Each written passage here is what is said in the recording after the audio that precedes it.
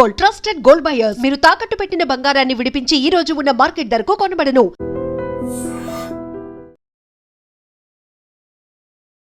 Hi నమస్తే, welcome to iDream media. నేను మీ రద్దం Srinivas. April 27వ తేదీ ఒక టీఆర్ఎస్ పుట్టింది గతంలో. ఏప్రిల్ 25వ తేదీ ఇంకో టీఆర్ఎస్ పుట్టింది తెలంగాణ రాష్ట్రంలో. మాట్లాడదాం కల్వకుంట్ల కవిత కొత్త పార్టీ, సిద్ధాంతాలు, ఆచరణ, దాని వెనక్కున్న లక్ష్యాలు, దాని వెనక్కున్న అనేకమైనటువంటి వ్యూహాలు, అలాగే కొత్త పార్టీతో పాటు తెలంగాణ రాజకీయాల గురించి మాట్లాడేందుకు మనతో ఎవరైతే కేసీఆర్ కుటుంబ సభ్యురాలుగా ఉన్నారో రమ్యారావు మనతో ఉన్నారు. నమస్తే రమ్యారావు గారు. నమస్కారం శ్రీనివాస్ గారు. రమ్యారావు గారు, మీ సిస్టర్ కవిత కొత్త పార్టీ ప్రకటించారు. ఆమె చాలా ఎమోషనల్గా అక్కడ మాట్లాడారు, చాలా హామీలు ఇచ్చారు. మీరు చూసింటారు అనుకుంటా, లైవ్ చూసారా? ఆ టైంలో కొంచెం బిజీగా ఉండి ఎగ్జాక్ట్ తను పార్టీ లాంచ్ చేసిన టైంలో చూడలేదు, కానీ ఆఫ్టర్నూన్ కాసేపు చూశాను. ఏమనిపించింది హానెస్ట్గా చెప్పండి. మీకు అదంతా చూసినప్పుడు మీకు ఏం గుర్తొచ్చింది, ఏమనిపించింది? మీరు నన్ను ఎంత ఫాలో అయ్యారో నాకు తెలియదు శ్రీనివాస్ గారు. ఎప్పుడైనా నేను హానెస్ట్గానే మాట్లాడాను. ఎప్పుడు కూడా నేనేం క్రియేట్ చేసి కట్ చేసి కల్పించి మాట్లాడింది లేదు. ఎమోషన్ మీరు అన్నట్టు ఎమోషనల్ అయింది కనిపించింది మనకు చూస్తే. ఒక తండ్రి నుండి బిడ్డ దూరమైనప్పుడు కనిపించే ఎమోషనల్ కనిపించింది. ఇంకా తన మేనిఫెస్టోలో పెట్టిన హామీలు మాత్రం వాటన్నిటికంటే ముందు సీఎం కూతురుగా ఉన్నప్పుడు కవిత కొన్ని ఇంటర్వ్యూస్లో ఇచ్చింది. అది ఫస్ట్ ప్రయారిటీగా రాజశేఖర్ రెడ్డి గారు ఫస్ట్ ప్రయారిటీ ఎట్లుండేనో అట్లా ఫస్ట్ ప్రయారిటీగా పెట్టుకొని ఉంటే ప్రజలందరూ హర్షించేవాళ్ళు అని నాకు అనిపించింది. ఏముంటే బాగుండు అనిపించింది మీకు? అంటే ఆమె చెప్పిన వాటిలో ఏది మేనిఫెస్టోలో పెడితే బాగుండు అనిపించింది? గతంలో ఎన్టీఆర్ గారు ఏ మద్యపాన నిషేధం అయితే నిషేధం చేయాలని అన్నారో, వారు ఒక పురుషుడు. అవును, వారు ఫస్ట్ సినీ హీరోనే అయ్యి ఉండొచ్చు, తర్వాత పొలిటీషియన్ అయ్యి ఉండొచ్చు, కానీ ఆయన లైఫ్ ఎక్స్పీరియన్స్లో ఎంత చూసుంటేనో ఆయన ఆ మాటని ఉంటారు. అలాంటిది కవిత తన పొలిటికల్ కెరీర్లో కానివ్వండి, బయట చూసే సొసైటీని కానివ్వండి, ఆల్కహాల్ వల్ల, మద్యపానం వల్ల ఎంత ఇబ్బందులు ఉంటాయి అనేది డెఫినెట్గా చూసున్నది, తెలుసున్నది. కాబట్టి తను ఫస్ట్ అది పెడుతుందేమో తన మేనిఫెస్టోలో.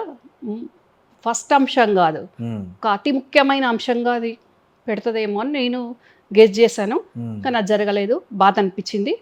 ఒక సీఎం కూతురుగా తను అప్పుడు మాట్లాడినప్పుడు మటుకు యాంకర్ మీలాగే క్వశ్చన్ చేసినప్పుడు, మీరు సీఎం అయితే భవిష్యత్తులో ఏం చేస్తారు అంటే ఆల్కహాల్ నిషేధిస్తా అని చెప్పి. ఇప్పుడు పార్టీ పెట్టేసరికి ఏమైంది అంటే, మనము అప్పుడు ఒక మాట, ఇప్పుడు ఒక మాట. మనం మాటలు మారుస్తుండొచ్చు కానీ ప్రజలన్నీ గమనిస్తారు. ఇప్పుడు మీరంతా ఒక కుటుంబ సభ్యులు, చాలా కాలం పాటు చిన్నప్పటి నుంచి కలిసి పెరిగారు కదా మీరంతా. ఎస్. మీకు మీ మధ్య క్లియర్ డివిజన్ ఎప్పటి నుంచి వచ్చింది? ఫస్ట్ ఎక్కడి నుంచి వచ్చింది? యాక్చువల్లీ ఇప్పుడు మీరు క్వశ్చన్ వేసే మినిట్ వరకు డివిజన్ లేదు వాస్తవం. పర్సనల్ డివిజన్ అంటూ ఏం లేదు. అవును. అంటే ఒక తండ్రికి తన కవితనే చెప్తుంది కదా, కర్మ హిట్ బ్యాక్స్ అని. అవును, అంటే అది తనకే వర్తించింది కదా. అదండి. అంటే ఇక్కడ ఒక క్వశ్చన్, ఒక తండ్రికి తన కడుపును పుట్టిన పిల్లల మీదే ఎక్కువ ప్రేమ ఉంటుంది ఎవరికైనా కానీ. ఎగ్జాక్ట్లీ. అని ఒక తండ్రి, అది కూడా అంతా ప్రపంచం తెలిసినోడు, రాజకీయాలు తెలిసినోడు, జనంతో నిత్యం ఉండే కేసీఆర్ లాంటి ఒక మేధావి, ఒక రాజకీయ పీపుల్స్ లీడరు తన కూతుర్ను కాదనుకొని ఎవరో మీరు చెప్పే అనే వ్యక్తునికి ప్రియారిటీ ఇవ్వడానికి ఏంటి రీజన్స్ అంటారు? అంటే జనరల్గా ఎలాంటి రీజన్స్ ఉంటాయి అంటున్నాను నేను. మామూలుగా ఒక కామన్ మ్యాన్ అర్థం చేసుకోవడానికి ఏంటి అంత గొప్ప రీజన్స్ ఏముంటాయి అని చెప్పాలంటే 3 రోజులు పట్టుద్ది. కొన్ని ఎగ్జాంపుల్స్ చెప్తాను నేను. చెప్పండి. వేరే తర్వాత చెప్పిన కవితకు రీసెంట్గా జరిగిన ఎక్స్పీరియన్స్ నేను చెప్తున్నాను. ఓకే. కవిత తను పార్టీ పెట్టుకున్నా, నేను కాంగ్రెస్లో ఉన్నా, కవిత ఒక మహిళనే, నాకు ఒక చెల్లి అయినా ఇప్పుడు ఇక్కడ ఆ రిలేషన్ లేదు, ఉమ్, వాస్తవంగా డిస్టర్బెన్స్ చేసేసిండ్రు. ఉమ్, ఇప్పుడు తన ఒక తోటి మహిళ, ఎవరు ఏమనుకున్నా ఎట్లయినా ఒక మహిళగా మనం ఒక మహిళ గురించి ఉమ్. సపోర్ట్ చేసుకోవాలి, మాట్లాడాలి. సో మీ విషయంలో ఏం కుట్ర జరిగిందంటారు జనరల్గా? అంటే ఎలాంటి కుట్ర చేశారు? మీరు అన్నారు మీ కొడుకును కూడా ఇబ్బంది పెట్టాడు ఒక సందర్భంలో అనే విషయం. ఇబ్బంది పెట్టడం కాదు, చంపించడానికి ట్రై చేసాడు రియల్ శ్రీనివాస్ గారు. ఓకే, అంటే ఏం తనకు వచ్చే లాభం ఏంటి ఇవన్నీ చేయడం వల్ల? అంటే ఇప్పుడు వాడిని క్వశ్చన్ చెయ్యొద్దు. ఉమ్, ఇక్కడ అవతల నుంచి కేసీఆర్ గారికి తెలిసేటట్టు వాడిని క్వశ్చన్ చేస్తే ఏదో ఒక రకంగా ఏదో ఒక మీడియా నుంచి, ఎన్ని మీడియాలను వాడు మేనేజ్ చేసినా అందరినీ మేనేజ్ చేయలేరు కదా శ్రీనివాస్ గారు. అవును.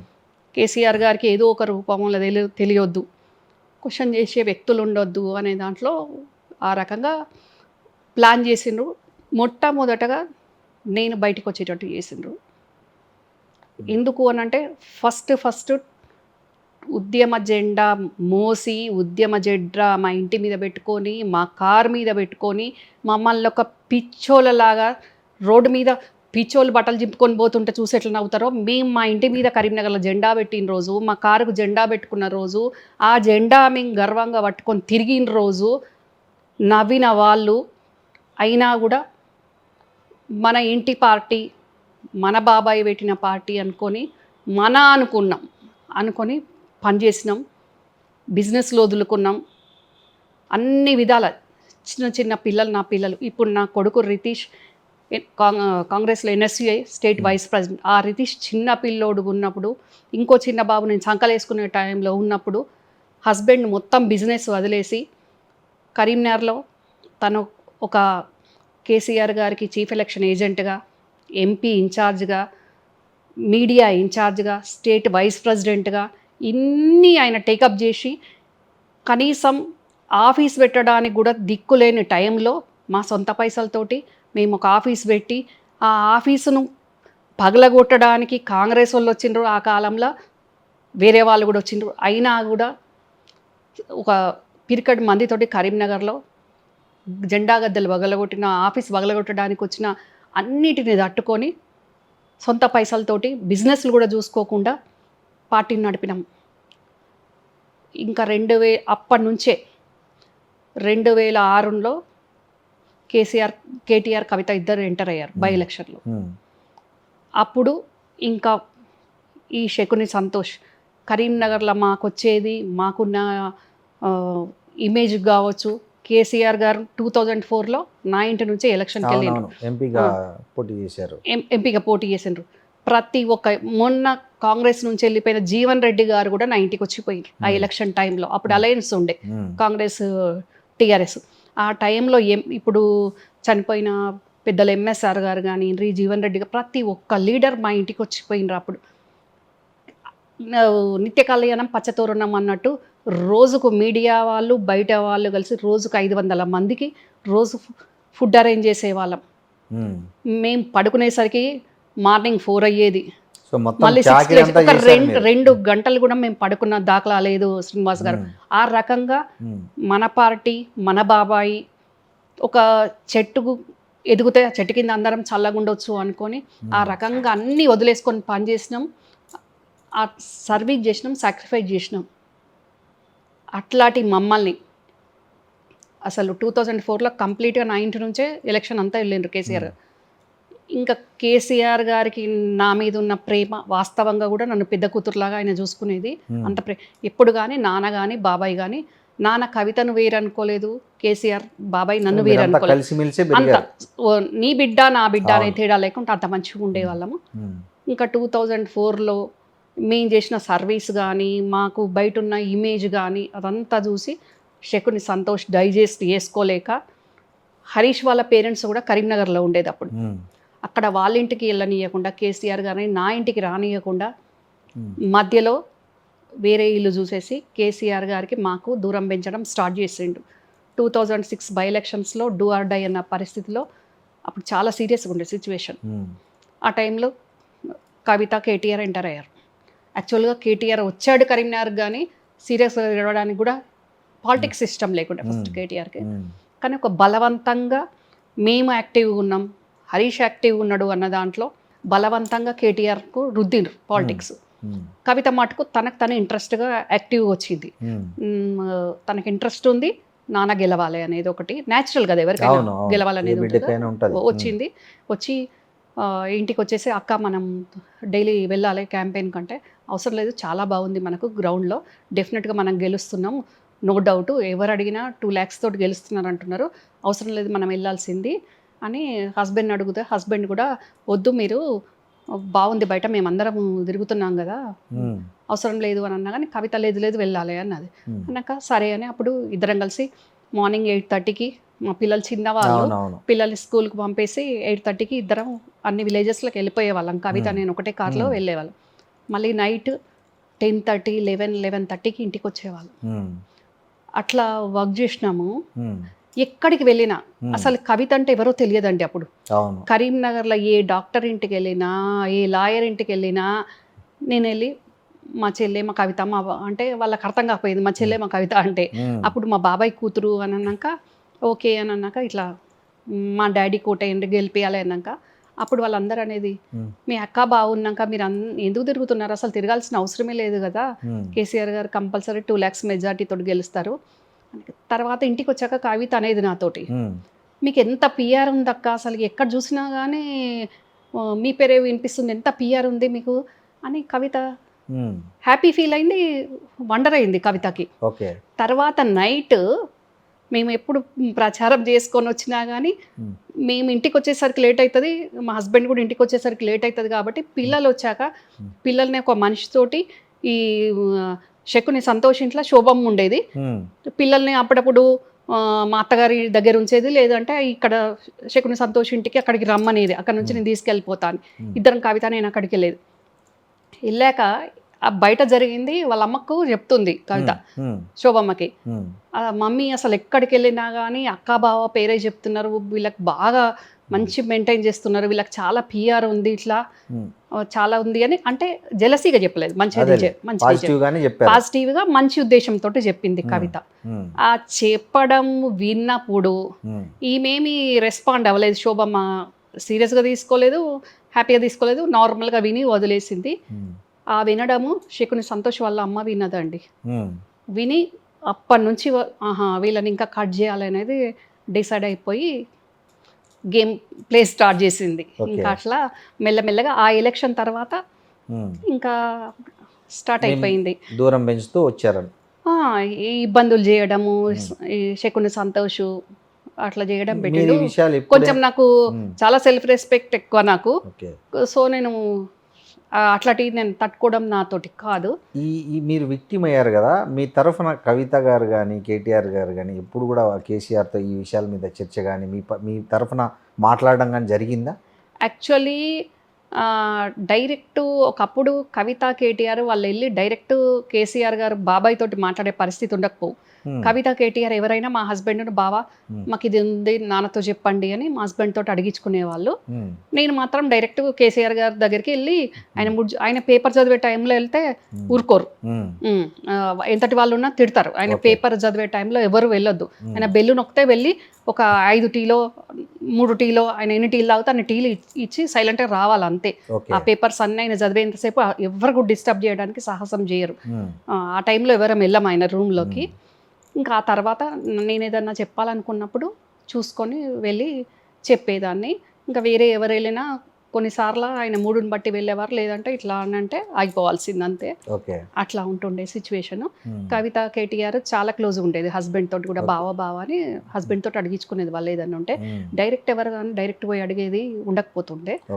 కాకపోతే చిన్న చిన్న విషయాలకు ఆయనకు చెప్పి ఆయన మూడ్ ఆఫ్ చేయడము, ఏవో ఈ ఫ్యామిలీ మ్యాటర్స్ కానీ మేము ఎప్పుడు చెప్పుకోలేదండి. అట్లా నాకైనా హరీష్కైనా ఎవరికైనా హస్బెండ్కైనా పార్టీలు ఇబ్బంది ఈ శకుని సంతోష్ చేసినా మేము ఎప్పుడు ఆయనకు చెప్పి ఇట్లా చేస్తున్నారు అని చెప్పకపోయేది, శోభమ్మకు చెప్పుకునేది.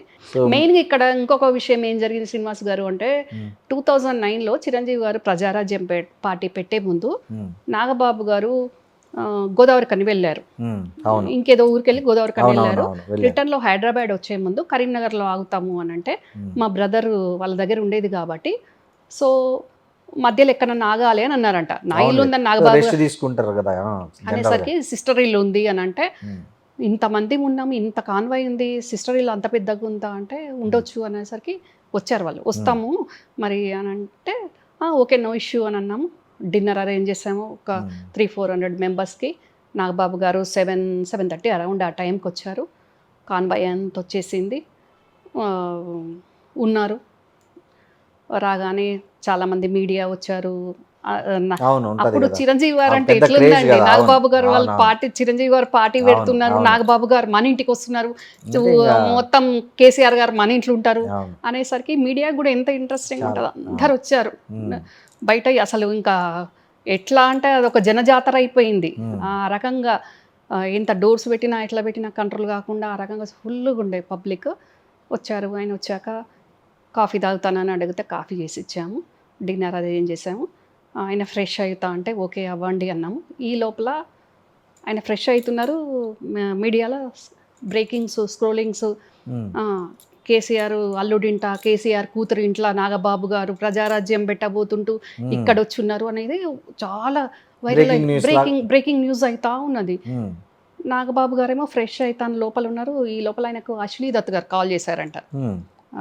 ఆయన ఉన్నారు కదా నిర్మాత ప్రొడ్యూసర్, ఆయన కాల్ చేసి నువ్వు అసలు ఆంధ్రాలో కూడా వస్తుంది కదా బ్రేకింగ్, నువ్వు ఎక్కడున్నావు ఏంది అని అంటే మేము కరీంనగర్లో ఉన్నాము ఇట్లా అని అంటే, నువ్వు ఎవరింటికి వెళ్ళావు, ఎక్కడికి వెళ్ళావు, చూసుకోకుండా వెళ్ళావా అని అంటే, మన అది వంశీ వాళ్ళ సిస్టర్ ఇంటికి వెళ్ళాము అని అంటే, ఆమె ఎవరనుకున్నావు, కేసీఆర్ కూతురు కదా ఇట్లా అని అనేసరికి పాపం ఆయన కన్ఫ్యూజ్ అయిపోయారు. కన్ఫ్యూజ్ అయిపోయి బయటకు వచ్చేసి వెళ్ళిపోతా అంటున్నారు. ఏంటి ఇట్లా సడన్గా వెళ్ళిపోతాను, అన్నయ్య డిన్నర్ అరేంజ్ చేశాను కదా అని అంటే, ఇంకా ఆయన ఈ మీడియాకి ఎట్లా అడ్రస్ చేయాలో అర్థం కాక కన్ఫ్యూజ్ అయ్యారు చాలా. వెళ్ళిపోతుంటే ఏం జరుగుతుందో నాకు అర్థం కావట్లేదు. తర్వాత లేట్ ఫోన్ వచ్చింది, నాకు తెలియదు ఏం జరుగుతుందో అసలు. ఈ మీడియాని చూసి, ఈ పబ్లిక్ని చూసి ఇరిటేట్ అయ్యి వెళ్ళిపోతున్నారా ఏందని నాకు బాధ అనిపించింది. ఈ అసలు ఎంత డోర్స్ క్లోజ్ చేసినా ఎవరు వినట్లేదు. ఇటు మీడియా వినట్లేదు, బయట నాగబాబు గారు వచ్చి నన్ను చూడడానికి వచ్చిన పబ్లిక్ వినట్లేదు, మా టీఆర్ఎస్ వాళ్ళు వినట్లేదు, ఎవరు వినట్లేదు. అందరికీ నాగబాబు గారిని చూడాలా, కలవాలని ఉంటుంది కదా. సరే ఈయనకి కోపం వచ్చిందేమో, ఇరిటేట్ అయ్యి వెళ్ళిపోతున్నారేమో అని నాకు అర్థం కాలేదు. స్వామినాయుడు గారు ఉంటే ఏంటి స్వామినాయుడు గారు డిన్నర్ అరేంజ్ చేయమన్నారు, చేశాక అదేంటి ఇట్లా ఆల్ ఆఫ్ సడన్గా వెళ్ళిపోతున్నారంటే, నేను మళ్ళీ మాట్లాడతాను అనుకుంటా ఆయన వెళ్ళిపోతుంటే ఈయన వెళ్ళిపోవాల్సిందే. కాన్వాయ్ 14 కార్లు టక వెళ్ళిపోయాక ఇటు మీ మీడియా పరిగెత్తుతూనే ఉంది. కొంచెం మంది మీడియా మా ఇంట్లో ఉన్నారు. ఏం అర్థం కాలేదు నాకు. ఇంకా సరేలే అని అనుకున్నాము. బయట అయినా కూడా ప్రెస్ వాళ్ళు దొరకబట్టి బయట ఇంటి ముందు మాట్లాడితే ఏదో కొంచెం అడ్రస్ చేసిండ్రు. ఆయన కొంచెం కన్ఫ్యూజ్ అయ్యి చేయరాలేదు, వెళ్ళిపోయి కరీంనగర్ అవుట్స్కట్స్లో ఆగి నాకు కాల్ చేసిండ్రు. అప్పుడు ఆయన కాల్ చేసి ఇక్కడ ఉన్నాము, మీడియా వాళ్ళు ఉన్నారా అంటే, లేదు ఉన్నారు, వెళ్ళిపోలేదు, మీడియా వాళ్ళు ఉన్నారా వెళ్ళిపోలేదని. అమ్మయ్య ఈయనైతే వెళ్ళిపోలేదు ఉన్నారని నేను అనుకున్నా. మరి రండి అని అంటే, లేదమ్మా ఇంకా మీడియా అట్లాగే ఉంటుంది, నేను రాలేను, నాకు చాలా ఆకలేస్తుంది, నేను తినాలి అన్నారు. అప్పటికప్పుడు క్యారేజ్ అంతా పెట్టి మళ్ళీ బ్యాక్ గేట్ నుంచి ఆయన ఉన్న దగ్గరికి పంపించాను, అవుట్స్కట్స్కి పంపిస్తే ఆయన తిన్నారు.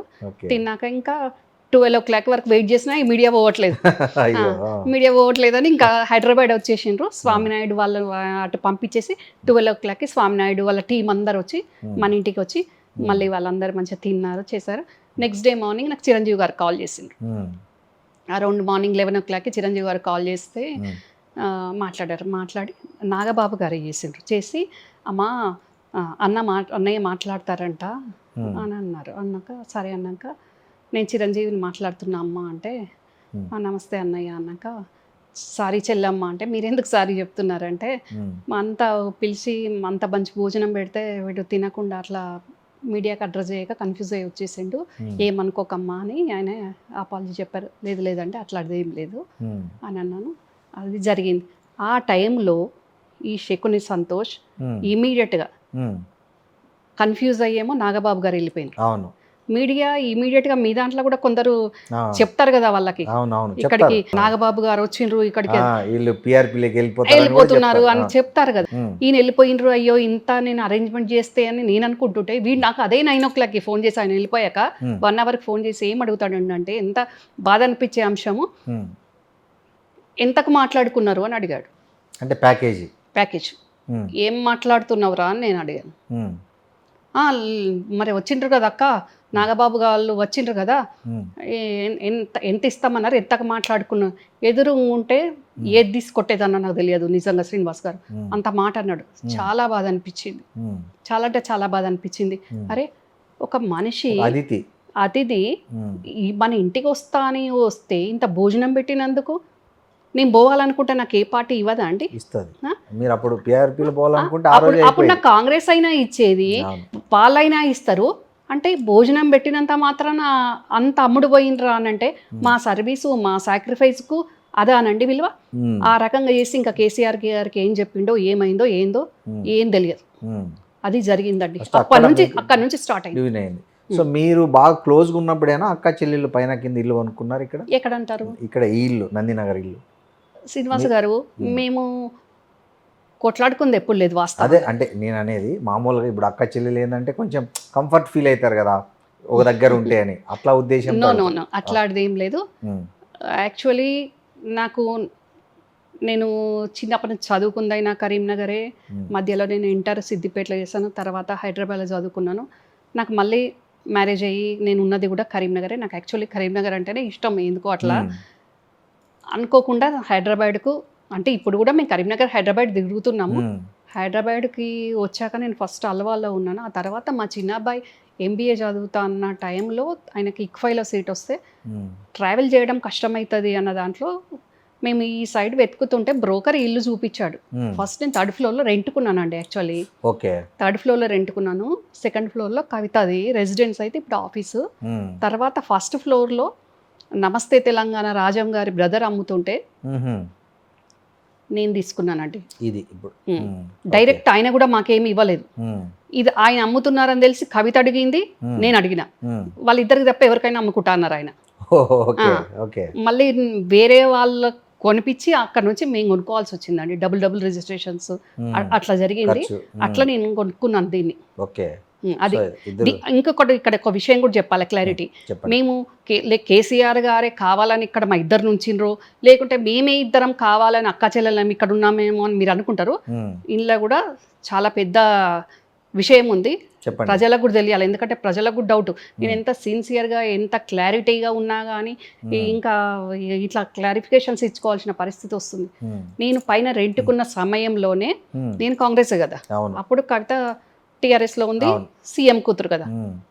మా బ్రదర్ వరుసకు బ్రదర్ అవుతారు, ఎక్స్ఎమ్మెల్యే మైనంపల్లి హనుమంతరావు గారు ఉన్నారు కదా, వాళ్ళ సిస్టరు మా మీనబావ వైఫ్, అంటే మా పెద్ద మీనత్త కూడలు, దగ్గర బంధుత్వం కదా. హనుమంతరావు గారు అత్తగారు నిజామాబాద్ కదా. కవిత హనుమంతరావు గారికి డైరెక్ట్ కవిత నన్ను అడగొచ్చు కదా, అడగలేక కవిత, నాకు తెలిసి కవితకు పుట్టిన బుద్ధి కాదు ఇది, వాళ్ళ అమ్మకు వచ్చిన ఆలోచన బుద్ధి అది. కవిత హనుమంతరావు గారికి ఫోన్ చేసి, అన్న నా ఇంటి పైనే ఉంటుంది, ఒకటే దగ్గర ఇద్దరం ఉన్నాము, నాకు యాంటీగా మాట్లాడితే ఎట్లుంటుంది, ఇద్దరు వేరే పార్టీ కదా, నేనున్న పార్టీ గురించి మాట్లాడితే ఎట్లుంటుంది అని చెప్పిందంట. చెప్పాక కూడా ఆయన ఇమీడియట్గా నన్ను అడగలేదు పాపం. నేనెట్లా చెప్తా అమ్మా, ఆమె ఉండొద్దని, నువ్వున్న దగ్గర ఆమె ఉండొద్దు అని నేనెట్లా చెప్తాను, అట్లా ఉండదు కదా అని పాపం ఆయన అన్నారట. ఆయన మొన్న కాంగ్రెస్కి వచ్చాక వాంటెడ్గా కూడా చెప్పలేదు. ఏదో సందర్భంలో ఆయన ఇంట్లో నేను ఆయన కలుసుకున్న టైంలో అప్పుడు ఆయన చెప్పారు ఇది జరిగిందని. మళ్ళీ ఈ రోజు కూడా మీరు ఇంటర్వ్యూకు ఫోన్ చేస్తా ఉన్నారు, నేను శ్రీధర్ బాబు గారు ఛాంబర్లో ఉన్నాను, అప్పుడు హనుమంతరావు గారు కూడా అక్కడ ఉన్నారు. శ్రీధర్ బాబు గారు వచ్చే ముందు కూడా ఈ రోజు కూడా ఆ టాపిక్ వచ్చింది. ఈ రోజు కూడా ఆ టాపిక్ వచ్చి ఆయన ఈ రోజు కూడా అన్నారు, అన్న అది అట్లా అడిగితే మరి నువ్వు అట్లా మీరు ఎందుకు అట్లా నన్ను అడిగారు అంటే, ఇంకా చెప్పు అని అంటే, ఇంకా చెప్పిన విషయం కూడా ఆమె అడిగిపించిందని కూడా చెప్పిన కదా అమ్మ అని ఈరోజు అన్నారు. అంటే ఏ రకంగా అంటే అసలు అట్లా కాదండి. ఇప్పుడు ప్రతి పార్టీలో ఉన్న వాళ్ళు ఉమ్, పొద్దున మైకుల ముందు మాట్లాడుకుంటున్నారు, రాత్రి కలుసుకుంటారు. కరెక్ట్. అవును, వాస్తవం. వాస్తవం. ఆ. పెళ్ళిళ్ళకి పిలుచుకుంటున్నారు, అవును. డిన్నర్లు చేసుకుంటున్నారు, అవును. వ్యాపారాలు చేసుకుంటున్నారు. అవును. అలాంటిది ఉమ్, నేను పైనుండి నేను ఎక్కడున్నా నా వాయిస్ ఎట్లా ఇవ్వాలనుకున్నా ఇస్తాను కదా. ఉమ్, కానీ నేను పైన ఉండడము ఇష్టం లేక వాళ్ళ అమ్మ అది ఆలోచన, కవితది కాదు. ఉమ్. అంటే ఈ రకంగా నన్ను ఎట్లా ఇబ్బంది చేయాలను అంటే హిట్ లిస్ట్లో పెట్టారంటారు మిమ్మల్ని. హిట్ లిస్ట్లో కాదు శ్రీనివాస్ గారు, మీకు హిట్ లిస్ట్ అని అనిపిస్తుండొచ్చు పర్లేదు, కానీ వాస్తవంగా చెప్పాలంటే ఆ 10 years ఉమ్, మేము పాకిస్తాన్ పోతేనన్నా తప్పిపోయి వస్తే మీది ఏ దేశము అయ్యో పాపం అని అంటారు కావచ్చు. ఉమ్, అంతకంటే ఇబ్బందుల్లో ఉమ్, అంతకంటే ప్రాబ్లం చేసుకుంటా మమ్మల్ని ఇబ్బంది పెట్టుకుంటా మేము గడపాల్సి వచ్చిందండి. ఇదే ఎగ్జాంపుల్. ఉమ్. అంటే నువ్వు ఉన్న ఇంట్లో అవునులే. బిల్డింగ్లో నేను పైన రెంట్ కూడా ఉండొద్దా? ఉమ్, అంతే చెప్పండి కదా. ఇంకా. ఉమ్. ఇప్పుడు ఆమె కామన్ శత్రువు, మీ కామన్ శత్రువు ఒకరయ్యారు ఆమె బయటకు వచ్చిన తర్వాత. అప్పుడు మీ ఇద్దరి మధ్య ఆ, మళ్ళీ ఆ సంబంధాలు పునరుద్ధరణ జరగలేదా? అంటే ఎవరి వైపు నుంచి అయినా కానీ నేను అనేది. ఇప్పుడు మీరే అన్నారు ఇంతకుముందు ఈమెను బయటికి వెళ్ళగొట్టడానికి అతనే కారణమని మీరు చెప్పారు. అతనే కారణము అంటే ఉంటది, రోల్ ప్లే చేస్తాడు. ఇంకెన్ని కారణాలు ఉన్నాయో అది కవితను అడిగితే తెలుస్తుంది కదా. ఆమె కూడా ఇంటర్వ్యూలో చెప్పింది, అంటే ఓకే. నా పేరు చెప్పి చాలా చోట్ల భూములు. అంటే ఇవన్నీ బాబాయ్ వరకు ఎవరు తీసుకెళ్ళకపోయేది. హరీష్ పాపం, హరీష్ కానీ మా హస్బెండ్ కానీ నేను కానీ ఎవరం కూడా ఉమ్, పెద్ద ఆయన దగ్గరికి ఎప్పుడు కూడా ఈ సిల్లీ మ్యాటర్స్, చిన్న మ్యాటర్స్ ఎంత ఇబ్బందులైనా ఓర్చుకున్నామండి. ఎవ్వరం కూడా వెళ్ళి ఆయనకు కంప్లైంట్ ఇటు జరుగుతుంది అటు జరుగుతుంది అని ఆయనకున్నాయే ఆయనకు సవాలక్షుని అని అవును. మేము ఎప్పుడు చెప్పకపోయేది వాస్తవంగా. ఇప్పుడు రమ్యారావు గారు, ఇప్పుడు కవిత పార్టీ పెట్టడం కంటే ముందే ఆమె ప్రజా సమస్యల మీద పోరాడింది. ముఖ్యంగా బీసీల రిజర్వేషన్లు ఆమె టార్గెట్ చేసుకుంది. బీసీలకు 50% సీట్లు ఇస్తా అంటుంది. బీసీల కోసం రిజర్వేషన్లు అమలు చేయాలని ఢిల్లీ వరకు పోయి ఇచ్చింది. అదేవిధంగా నిజాం షుగర్స్ తెరిపిస్తూ ఉంటుంది. తర్వాత మన ఖమ్మం అక్కడ బాధితులను వెళ్ళి ఇల్లు కూలగొడితే అక్కడ కూడా పోయి బాధితులకు భరోసా ఇచ్చింది. ఆమె ఇన్ని ఉద్యమాలు చేసిన ఆమె ప్రజలు ఆదరించారంటారా? శ్రీనివాస్ గారు, ఉమ్, మీరు అడిగిన పాయింట్స్ అన్నీ వినడానికి మంచిగానే ఉన్నాయి సొంపుగా. ఉమ్, కానీ ఇక్కడ చిత్తశుద్ధి చూస్తారు ప్రజలు. ఉమ్, ముఖ్యంగా బీసీల కోసం, బీసీ రిజర్వేషన్ కోసం బీసీలకు మద్దతు ఉంటున్నా అని అన్నప్పుడు ఉమ్, ఇప్పుడు నువ్వు పార్టీ పెట్టబోయే ముందు బీఆర్ఎస్ నుంచి బయటికి వచ్చినాక పెట్టబోయే ముందు నువ్వు పార్టీ పెట్టినాక మాట్లాడుతున్నావు. కానీ గతంలో 10 సంవత్సరాలు అధికారంలో ఉన్నప్పుడు ఒక్క బీసీ మహిళను ఏ ఒక్క జిల్లాకైనా 10 జిల్లాలను 30 జిల్లాలు పెంచినప్పుడు ఏ ఒక్క జిల్లాకైనా ఒక్క బీసీ మహిళను ప్రెసిడెంట్ చేసిన దాఖలా ఉందా? జిల్లా ప్రెసిడెంట్ చేసిన దాఖలా ఉందా? ఏ ఒక్క బీసీ మహిళనన్నా అన్నా రామన్నా నువ్వెందుకు ఒక బీసీ మహిళను వర్కింగ్ ప్రెసిడెంట్ చేద్దాము, మహిళలకు మన పార్టీ పెద్దపీట వేసినట్టు అవుతుంది. బీఆర్ఎస్లో మహిళ అంటే నేను ఒకదాన్నే కాదు, బీసీ మహిళలకు జనాభాలో బీసీలు 50% కాబట్టి వాళ్ళకు కూడా మనం ఆదరించినట్టు ఉద్ధరించినట్టు ఉంటుంది అని అనుకున్నది ఉన్నదా? మా పార్టీ నుంచి పోయిన ఒక బీసీ మహిళ ఎమ్మెల్సీగా పోతే ఆ మహిళకు మళ్ళీ కేసీఆర్ గారు రెన్యువల్ చేస్తా అన్న టైంలో కూడా ఆ బీసీ మహిళను కాకుండా అడ్డుకొని ఎమ్మెల్సీ అయింది నువ్వు కాదా? ఇక ఏ బీసీల కోసము ఇప్పుడు మాట్లాడుతున్నట్టు ఏ బీసీలు ఏ రకంగా మరి నమ్ముతారో నాకు అర్థం కాదు. ఇప్పుడు పార్టీ పెట్టినాక కూడా మరి బీసీల కోసం కానీ బీసీ మహిళల కోసం కానీ ఆ మేనిఫెస్టోలో ఏముంది? 50% ఇస్తాను కదా సీట్లు. మహిళల కోసం నువ్వు ఒక మహిళ పార్టీ పెట్టింది, బీసీ మహిళల గురించి అనాలి కదా. మహిళా రిజర్వేషన్ గురించి పోరాటం చేసిన అన్నావు కదా. ఒక జంతర్ మంతర్ దగ్గర ఒక రోజు కూర్చొని వస్తేనే పోరాటం చేసినట్ట నీ మేనిఫెస్టోలో పెట్టాలి కదా. పెట్టిందిగా మొన్న 50% సీట్లు బీసీలకి ఇస్తాను. మహిళలకు బీసీలు అంటే మహిళలు బీసీలకు కూడా ఇస్తుంది అనుకుంటా. మహిళలకు పెట్టాలి కదా ప్రత్యేకంగా. మహిళలకు ప్రత్యేకంగా పెట్టాలి. నువ్వు ఒక మహిళ పార్టీ పెట్టినావు, నువ్వు మహిళా రిజర్వేషన్ అడిగినావు, నువ్వు ఫస్ట్ ప్రయారిటీగా మద్యపానం మీద పెట్టాలి, మహిళా రిజర్వేషన్ మీద పెట్టాలి. నీ పార్టీలో 50% మహిళలకు ఇస్తాను పెట్టాలి. అందులో బీసీ కోటా ఎంత అనేది, బీసీ మహిళల కోటా ఎంత అనేది పెట్టాలి. ఇప్పుడు నువ్వు పార్టీ పెట్టి మాట్లాడుతున్నప్పుడే నువ్వు ఒక్క మహిళవు, నీ చుట్టూ ఉన్న వాళ్ళు ఫోటోగ్రాఫర్లు, వీడియోగ్రాఫర్లు, ఆ ముఖాలు కూడా ఎవరో తెలియని మగ మనుషులు చుట్టూ. కనీసం నీ పక్కకి ఏ మహిళ ఉంది? స్టేజ్ మీద అంటారా మీరు? స్టేజ్ మీద కవిత స్పీచ్ ఇచ్చేటప్పుడు, పార్టీ అనౌన్స్ చేసేటప్పుడు ఏ మహిళ ఉంది పక్కకి? ప్రతిసారి ఇప్పుడు ప్రెస్ మీట్లు పెడుతుంటే మహిళలు ఇట్లా నిక్కి నిక్కి చూసే పరిస్థితి, వెనక నిలబడి, వెనక కొన్ని సందర్భాల్లో కూర్చుంటున్నారు, చాలా సందర్భాల్లో నిలబడుతున్నారు. పక్కకు ఎందుకు మహిళలను కూర్చోబెట్టి మగవాళ్ళని వెనక కూర్చోబెడితే ఏమవుతుంది? నువ్వు మహిళవు, నీతో సమానంగా మహిళలను పక్కకు కూర్చోబెట్టుకోవాలి కదా. మగవాళ్ళని వెనక కూర్చోబెట్టచ్చు కదా. మగవాళ్ళని పక్క కూర్చోబెట్టుకొని మహిళలను వెనక కూర్చోబెడతామంటే నువ్వు మహిళవై ఉండి నువ్వే మహిళలను చిన్న చూపు చూస్తున్నావు కదా. మహిళలనే నువ్వు ముందుంచట్లేదు కదా. నువ్వే మహిళలను ముందుంచకుంటే, నువ్వే మహిళలను చిన్న చూపు చూస్తే ఇంకా ఏ పార్టీ అయినా, ఏ సమాజమైనా మహిళలను ఎక్కడ ముందుకు పోనిస్తుంది? రేపు క్వశ్చన్ చేస్తారు కదా, ఒక మహిళనే పార్టీ పెట్టింది కదా, ఆమెనే మహిళల చిన్న చూపు చూస్తుంది కదా, ఆమెనే మహిళలను పక్కకు ఉంచుకోవట్లేదు కదా, ఎప్పుడు వెనకకే ఉంచుతుంది కదా, వాళ్ళు నిక్కి నిక్కి చూసే పరిస్థితి వస్తుంది కదా అని క్వశ్చన్ చేస్తారు కదా. ప్రజలు కూడా డిస్కస్ చేసుకుంటారు కదా. మరి ఇంకా ఇక్కడ చిత్తశుద్ధి ఏంది, లక్ష్మి ఏంది, ఇంకా ఇక్కడ మహిళల పట్ల ఉన్న ఉదాసీనత ఏంది, మహిళల మీద తను తీసుకునే, మహిళల కోసం, మహిళల భద్రత, భవిష్యత్తు, భరోసా కోసం తీసుకునేది ఏం కనిపిస్తుంది అని నేను అడుగుతున్నా. ఇప్పుడు మీరు అక్కడ ఉన్న వాళ్ళంతా కూడా ఆ పార్టీలో జాయిన్ అయ్యే ముందు కానీ, జాయిన్ అయినాక కానీ చుట్టూ కనిపిస్తున్న వాళ్ళు ఉద్యమకారులు కాదు, జాగృతులు ఉన్న వాళ్ళు కాదు. మెజారిటీ పీపుల్ బయట వాళ్ళు.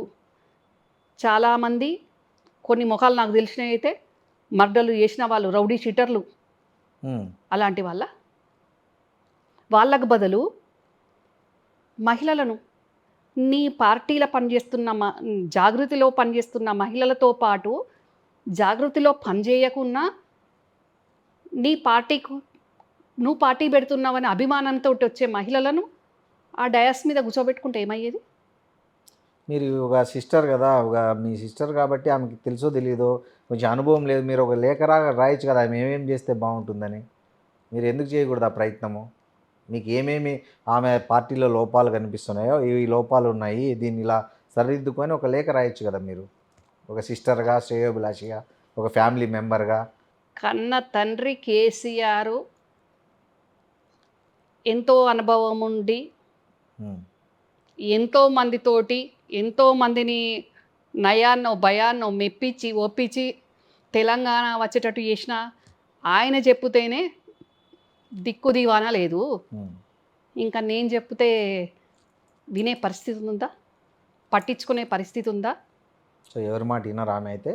ఎవరి మాట అని కాదు, ఇంకా ఒక రకమైన ఫ్రస్ట్రేషను, ఒక రకమైన కసి, కోపం దాంట్లో ఉంది కదా. అలాంటి వాళ్ళకు చెప్పి ప్రయోజనం ఉండదు కదా. చెప్తే విని అర్థం చేసుకునే పరిస్థితి ఉంటే బయటికి వచ్చి పార్టీ పెట్టే పరిస్థితి ఉండదు కదా. కేసీఆర్ గారి కూతురులాగానే ఉంటుండే, తెలంగాణ ప్రజలకు బీఆర్ఎస్ పార్టీ నుంచి సేవలు చేస్తుండే, కష్టమైన, నష్టమైన, నిష్ఠూరమైన ఉంటుండే. అసలు కథ ఏంటండి? అసలు కేసీఆర్కు ఈమెకి మధ్య అంత గ్యాప్ వచ్చి మాట్లాడుకోవడానికి అనుమతి కూడా ఇవ్వకుండా, తను ఎక్కడో అమెరికాకి వెళ్తుంటే కూడా నా తండ్రి నన్ను అలో చేయలేదు, లోపలికి ఆశీర్వాదం తీసుకుందా నా కొడుకునంటే కూడా ఇవ్వని పరిస్థితి వచ్చిందని ఆమె వాపోయారు, బాధపడ్డారు కదా. ఎందుకు, ఏం జరిగిందంటారు అంత గ్యాప్కు కారణం? అసలు ఒరిజినల్గా ఏమి జరగడము అని కాదు, అక్కడ కేసీఆర్ గారు ఉద్యమ నాయకుని ఉన్నప్పటి నుంచి 2001 నుంచి, అంతకుముందు విషయాలు వేరు, 2001 నుంచి ఈ నిమిషం వరకు కూడా ఆయన ప్రగతి భవన్లు ఉండని, ఫామ్ హౌస్లు ఉండని, ఢిల్లీలు ఉండని, గల్లీలు ఉండని, ఏం జరుగుతుంది కుటుంబంలో, పార్టీలో, ప్రభుత్వంలో అనేది ఆయన తెలియకుండానే చాలా జరుగుతుంది. ఆయనకు తెలిసేసరికి నష్ట నివారణ అనేది ఉండదు. ఇప్పుడు మీకు బీఆర్ఎస్ నుంచి పిలుపు వచ్చింది అనుకోండి, రామ్మా మన కుటుంబమే కదా, రా ఏదో అయిపోయింది రా మనం అంతా మళ్ళీ కలిసి పని చేద్దామంటే మీరు వెళ్తారా బీఆర్ఎస్లోకి? నేను ఇప్పుడు కాంగ్రెస్లో 12 సంవత్సరాల నుంచి పనిచేస్తున్నాను. ఇక్కడ నాకు కష్టమైన రోజు, నష్టమైన రోజు, సొంతంగా నా దారి నేను చూసుకునే సత్తా నాకుంది. నేనేంది అనేది ప్రజలకు కూడా తెలిసింది. కాబట్టి నా రహదారి ఏందో నాకు తెలుసు. మీ చెల్లెలే పిలిచింది అనుకో, రాక మన ఇద్దరం కలిసి బాధితులం మనం బాధితులం ఏకమవుదాం అని పిలిచింది అనుకోండి పార్టీలకి, అప్పుడు మీ రియాక్షన్ ఏంటి? నో, మన ఇద్దరం బాధితులము అనడంలో తేడా ఉంది. సో ఆమె ఒక రకంగా బాధితురాలు, మీరు ఇంకో రకంగా బాధితురాలు అనుకుందాం. సో అట్లా నేను చెప్పేది. ఇక్కడ లాట్ ఆఫ్ డిఫరెన్స్ ఉందండి. కవితకు నేను అనుకున్న పదవి దక్కలేదు అనేదే దాంట్లో బాధితురాలైంది. కానీ ఇక్కడ అట్లా కాదు.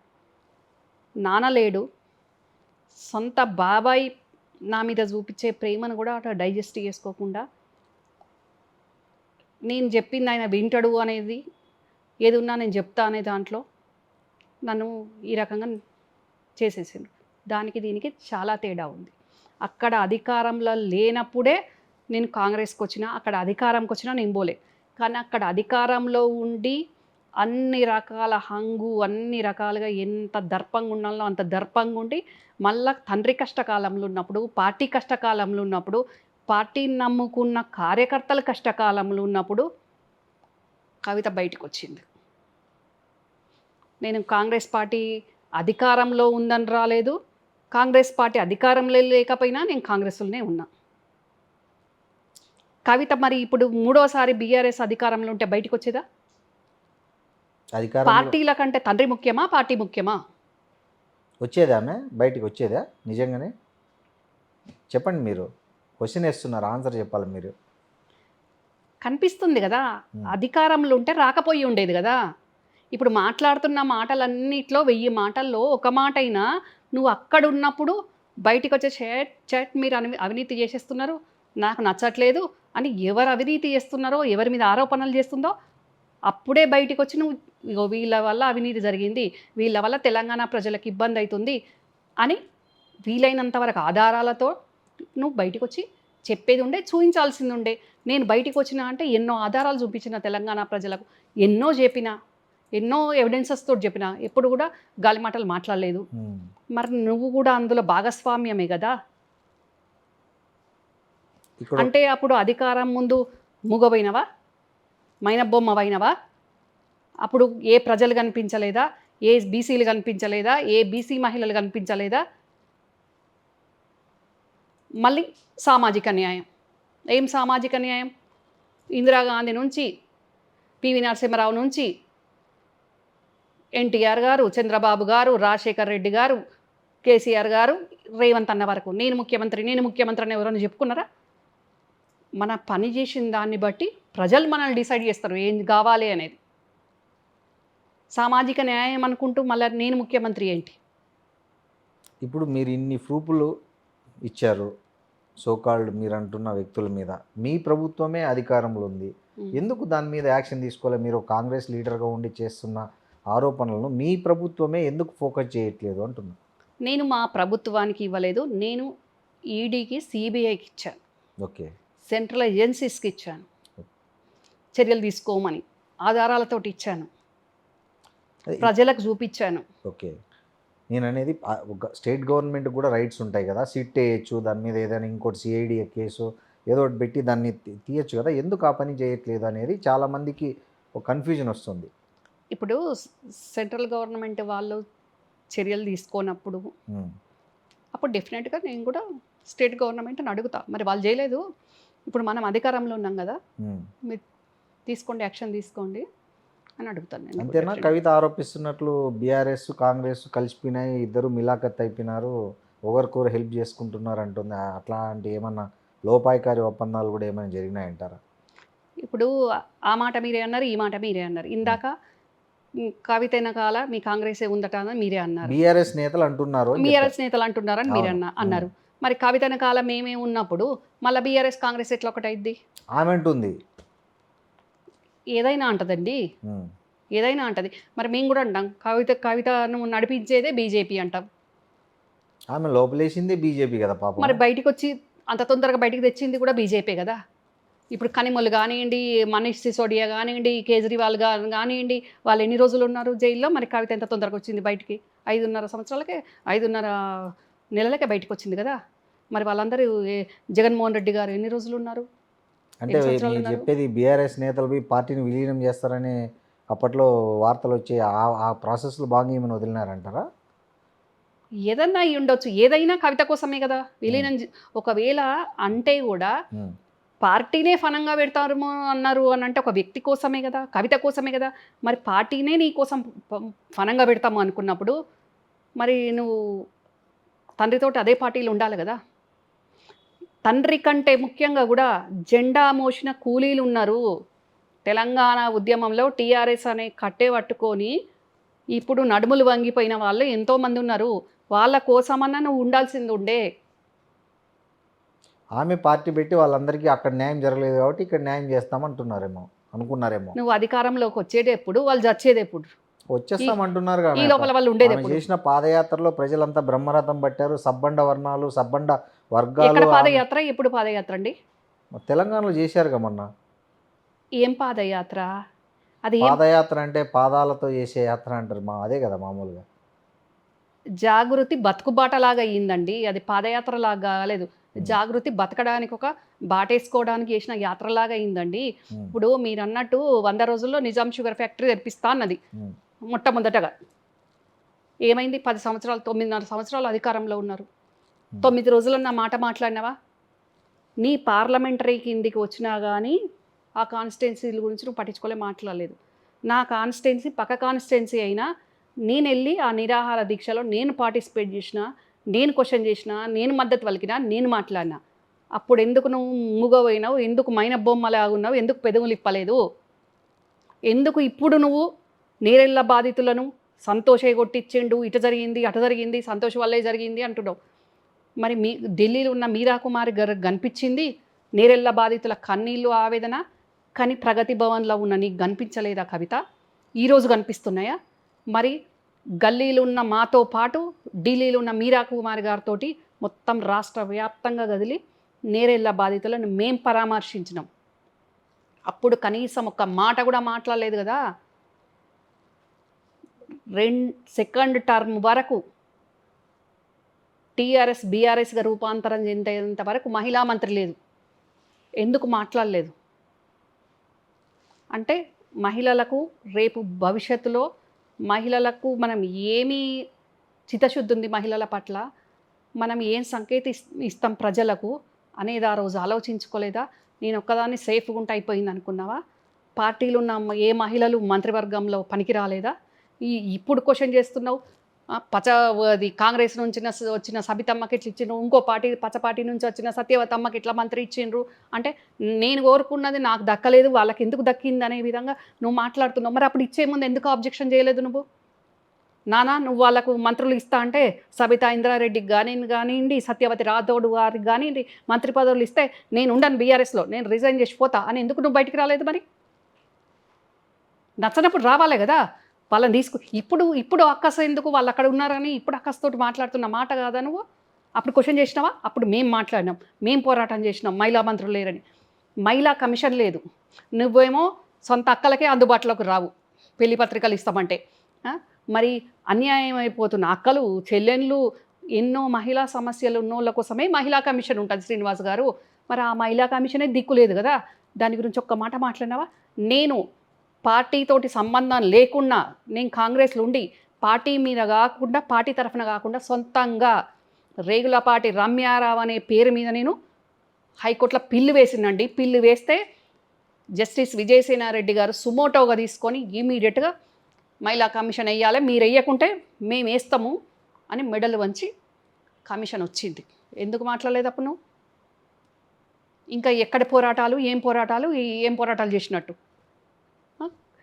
వరంగల్ బాధితులను మహిళలను పోలీసులతో కొట్టించిన రోజు మాట్లాడినామను.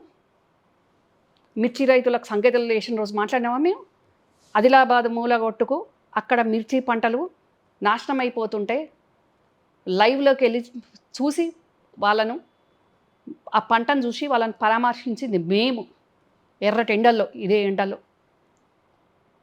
అప్పుడు ఎక్కడున్నాను మాట్లాడినాము? అప్పుడు కనీసం మాలాంటి వాళ్ళం మాట్లాడినాకనన్నా కౌంటర్ స్టేట్మెంట్గా మేము చేస్తామని కూడా చెప్పింది లేదు కదా. ఇంకా మళ్ళీ ఇంతసేపు నన్ను నిజామాబాద్కే పరిమితం చేసిండ్రు అని అంటే అది ఎంతవరకు కరెక్టు? ఇప్పుడు గుర్తొచ్చినాయా నీకు ముంపు జిల్లాలు? ఖమ్మం ముంపు జిల్లాలు విలీనం అయిపోయినాయి, ఇప్పుడు గుర్తుకొచ్చిందా? ఇవన్నిటి పశ్చాత్తాపడే కదా ఆమె పార్టీ పెట్టింది బయటకు వచ్చి. ఇవన్నీ జరిగిన తప్పిదాలన్నీ జరిగినాయి, అప్పుడు నేనేం చేయలేకపోయాను, ఇప్పుడు చేద్దామనే పార్టీ పెట్టినా అని చెప్తున్నారు కదా. ఇన్ని ఎగ్జాంపుల్లో ఒక్కటి కూడా నీకు చేయడానికి నీకు మనసు రాలేదు, నీకు నోరు రాలేదు, నీకు అడగడానికి శక్తి లేదా? 1200 మంది విద్యార్థులు బలిదానాలు చేసుకుంటే అమరుల కుటుంబాల నుంచి ఒక శంకరమ్మనో ఇంకో ఈ జర్నలిస్టు సోదరున్నో జర్నలిస్టు అక్కా చెల్లెనో ఒక్కరికన్నా నేను మహిళలను ఎమ్మెల్సీని చేస్తానో కార్పొరేషన్ చైర్మన్ ఇస్తానో ఏదన్నా చేస్తానో అని ఎందుకు అనలేదు? కానీ అప్పుడు సూట్ కేసులు తెచ్చిన వాళ్ళకు, గోనె సంచులు తెచ్చిన వాళ్ళకు, ల్యాండ్ బ్యాంకు, ఇంకా అన్ని రకాలుగా ఏంటి దేశ విదేశాల్లో ఫ్లాట్లు కొనిచ్చిన వాళ్ళకి కాదా సపోర్ట్ చేసింది? అప్పుడు వీళ్ళందరూ కనపలేదా? 10 సంవత్సరాల అధికారంలో ఉన్నప్పుడు చేయడానికి మనసు రాని వాళ్ళు రేపు అధికారం వస్తుందో రాదో దిక్కు దివానా లేదు. ఇప్పుడు హామీలు ఇస్తే ప్రజలు ఎట్లా నమ్మాలి? ఇక ఎంతసేపు మా కాంగ్రెస్ని అంటారు, తెలంగాణ ఇస్తామన్నది మేము, ఇచ్చింది మేము, ప్రజాపాలన చేస్తున్నది మేము, అధికారంలో ఉన్నది మేము, బడ్జెట్ దిక్కు లేకున్నా రూపాయి పొదుపు చేసుకుంటూ వెనక ముందో అన్నీ చేస్తున్నది మేము, మాకో విజన్ ఉన్నది, మేము చేయగలుగుతాము. కానీ అధికారంలో 10 ఏళ్ళు ఉండి ఆగమాగం చేసి అడ్డగోలుగా చేసి ఈరోజు మళ్ళీ మేము అధికారంలోకి వస్తే మళ్ళీ అమలుకు సాధ్యం కానీ హామీలు చేస్తాము. ఇలా మద్యపానం దిక్కులేదు, మహిళల గురించి దిక్కులేదు, పక్కకు మహిళలు లేరు, మరి ఇంకా ఎట్లా? లక్ష్యం ఏంటి? కాబట్టి ఆమె లక్ష్యం లేకుండా పార్టీ పెట్టింది. నేను అనట్లేదు లక్ష్యం లేకుండా పట్టేలా. ఒక మహిళ పార్టీ పెడుతున్నది అన్నప్పుడు ప్రతి మహిళల గురించి ఇంపార్టెన్స్ ఇస్తుందేమో. ఆమె అన్యాయమైపోయి ఇబ్బందులతోటి ఆవేదనతోటి, ఆవేశమే కానీ ఆవేదనే కానీ ఆక్రందనతోటి బయటకు వచ్చింది. ఆవేదనల నుంచైనా ఆవేశం నుంచైనా ఆక్రందనల నుంచైనా ఒక మహిళకు భరోసా ఇస్తుందని ఎక్స్పెక్ట్ చేశారు. నో ఇంకో మహిళలకు ఇలాంటిది జరగకూడదు అనేది ఒక విజన్ తోటి ఆ మేనిఫెస్టో ఉంటుంది, ఆ హామీలు ఉంటాయి, ఆ భరోసా ఉంటాయి కావచ్చు అనుకొని తెలంగాణ ఆడబిడ్డలు ఎదురు చూసిండ్రు. ఆమె సీఎం అయినాక చేస్తుందేమో. అక్కడ ఇప్పుడు చెప్పడానికే దిక్కు లేనప్పుడు ఇంకా సీఎం అయినాక చూసారు ఎక్కడండి? ఎంతసేపు సీఎంసీ, అసలు చీఫ్ మినిస్టర్ అంటే అంత చీప్ అయిపోయిందండి.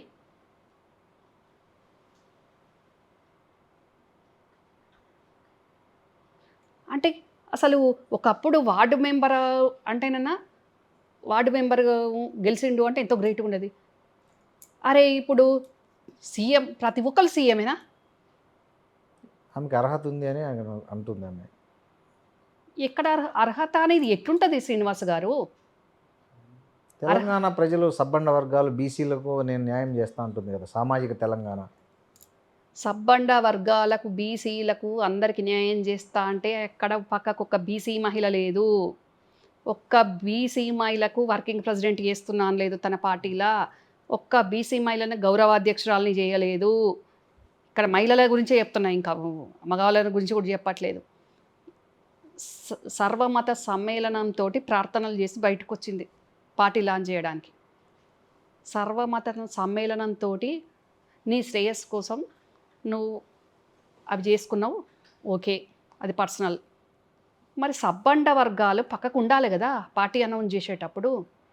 ఏ సబ్బండ మహిళ ఉంది పక్కకు? కను చూపు మిరల్లా కనబడలేదు కదా. తర్వాత నాకు కొందరు విజువల్స్ పంపితే చూశాను. పార్టీ లాంచింగ్ లైవ్ నడుస్తున్నప్పుడు కూడా ముందు వరుస కానీ, రెండో వరుస కానీ, మూడో వరుస కానీ కనుసూపు మేరలో మహిళ దిక్కులేదు. మరి ప్రతి ఒక్క సామాజిక వర్గం నుంచి ఇప్పుడు ఒక బీసీలనే 100 కుల వృత్తుల వాళ్ళు ఉంటారు, 100 కులాలు ఉంటాయి. ఒక 3 వరుసలు నింపితే కూడా 100 మందికి ఇంకా మిగిలిపోయే ఉంటారు. కులానికి ఒక మహిళను తీసుకున్నా కానీ ఏమైతుండే, నువ్వు ఒక మహిళ పార్టీ పెట్టినా గర్వంగా మహిళలందరినీ 3 వరుసలలో ముందట కూర్చోబెట్టాల్సింది ఉండే. ఏమైతుండే మొగలను వెనక కూర్చోబెడితే? నువ్వు మహిళవు కాబట్టి అట్లా చేస్తే ఈరోజు ఏ మహిళ కంటికి రెప్పల నేను కాపాడుకునే వాళ్ళు కదా. జరిగిపోయింది, కవితమ్మ ఇప్పటికైనా మా కోసం ఉంది అని నమ్మేవాళ్ళు కదా. ఎవరున్నారు ఆ ముందు వరుసల్లో?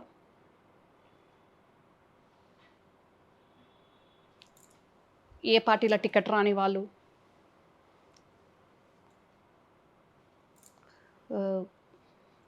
ఏదో కొద్ది మంది కనుసూపు మేరలో నీ జాగృతి వాళ్ళు తప్ప ఎలాంటి వాళ్ళు ఉన్నారు? నేను ఊరికంటే బాగుండదు కానీ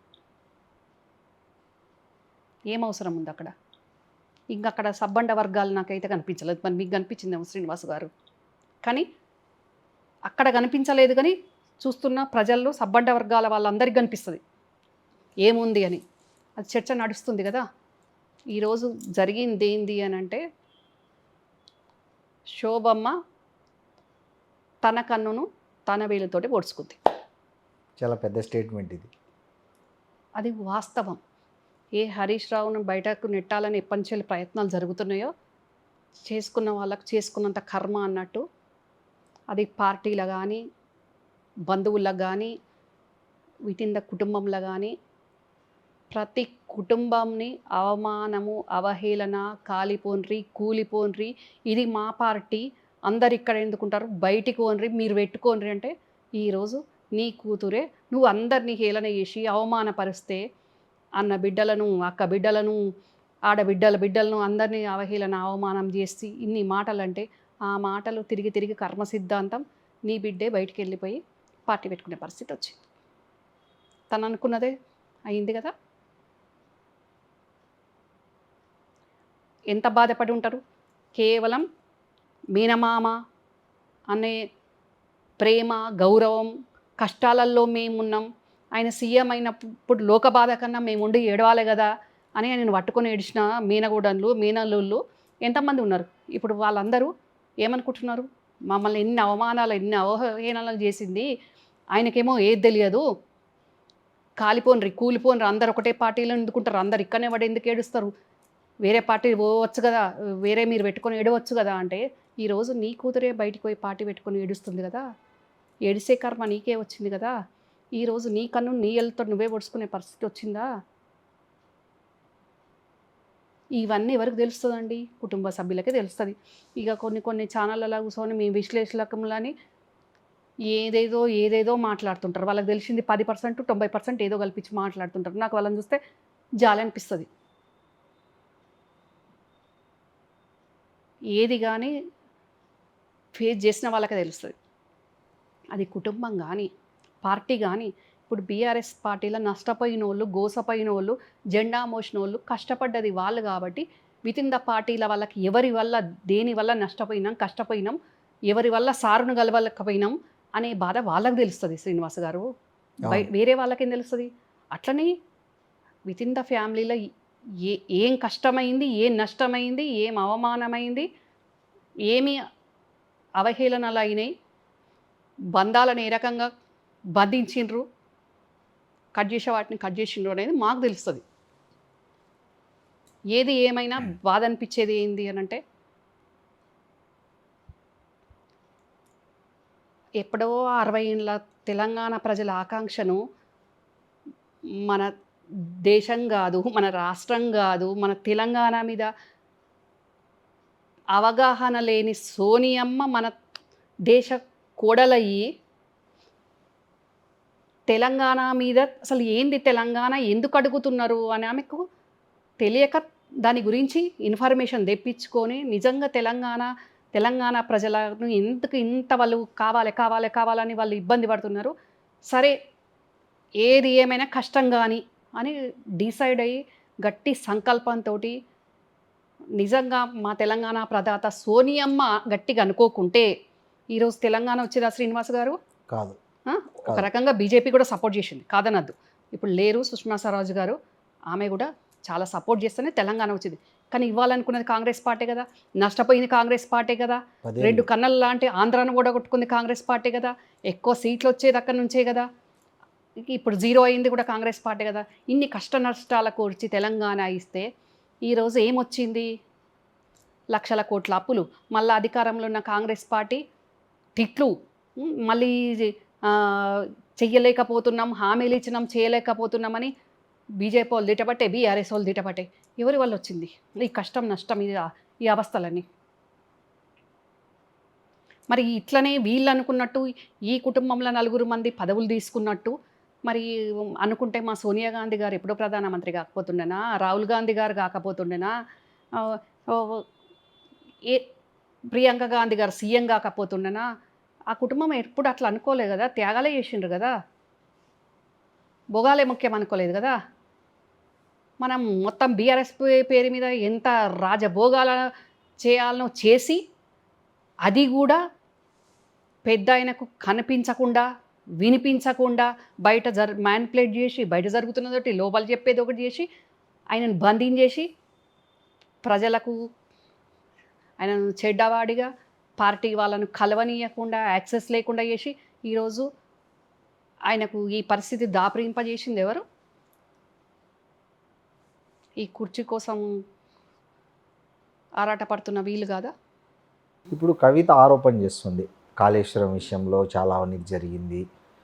హరీష్ రావు చాలా అంటే ఇండైరెక్ట్గా చెప్పేది ఏంటంటే మొత్తం కేసీఆర్ పేరు చెప్పుకొని హరీష్ రావే మొత్తం డబ్బులు తీసేసుకున్నాడు, చెడ్డ పేరు తండ్రికి వచ్చిందన్నట్లు బయట ఆరోపిస్తుంది. ఇప్పుడు మీరు చెప్తున్నట్లు ఆ హరీష్ రావు కేవలం ఆ అవినీతి విషయంలో ఆమె వ్యతిరేకిస్తుందా, లేకపోతే ఇంకా వేరే ఏమైనా వ్యక్తిగత విభేదాలు ఉన్నాయా హరీష్ రావుతో కానీ ఆమెకి?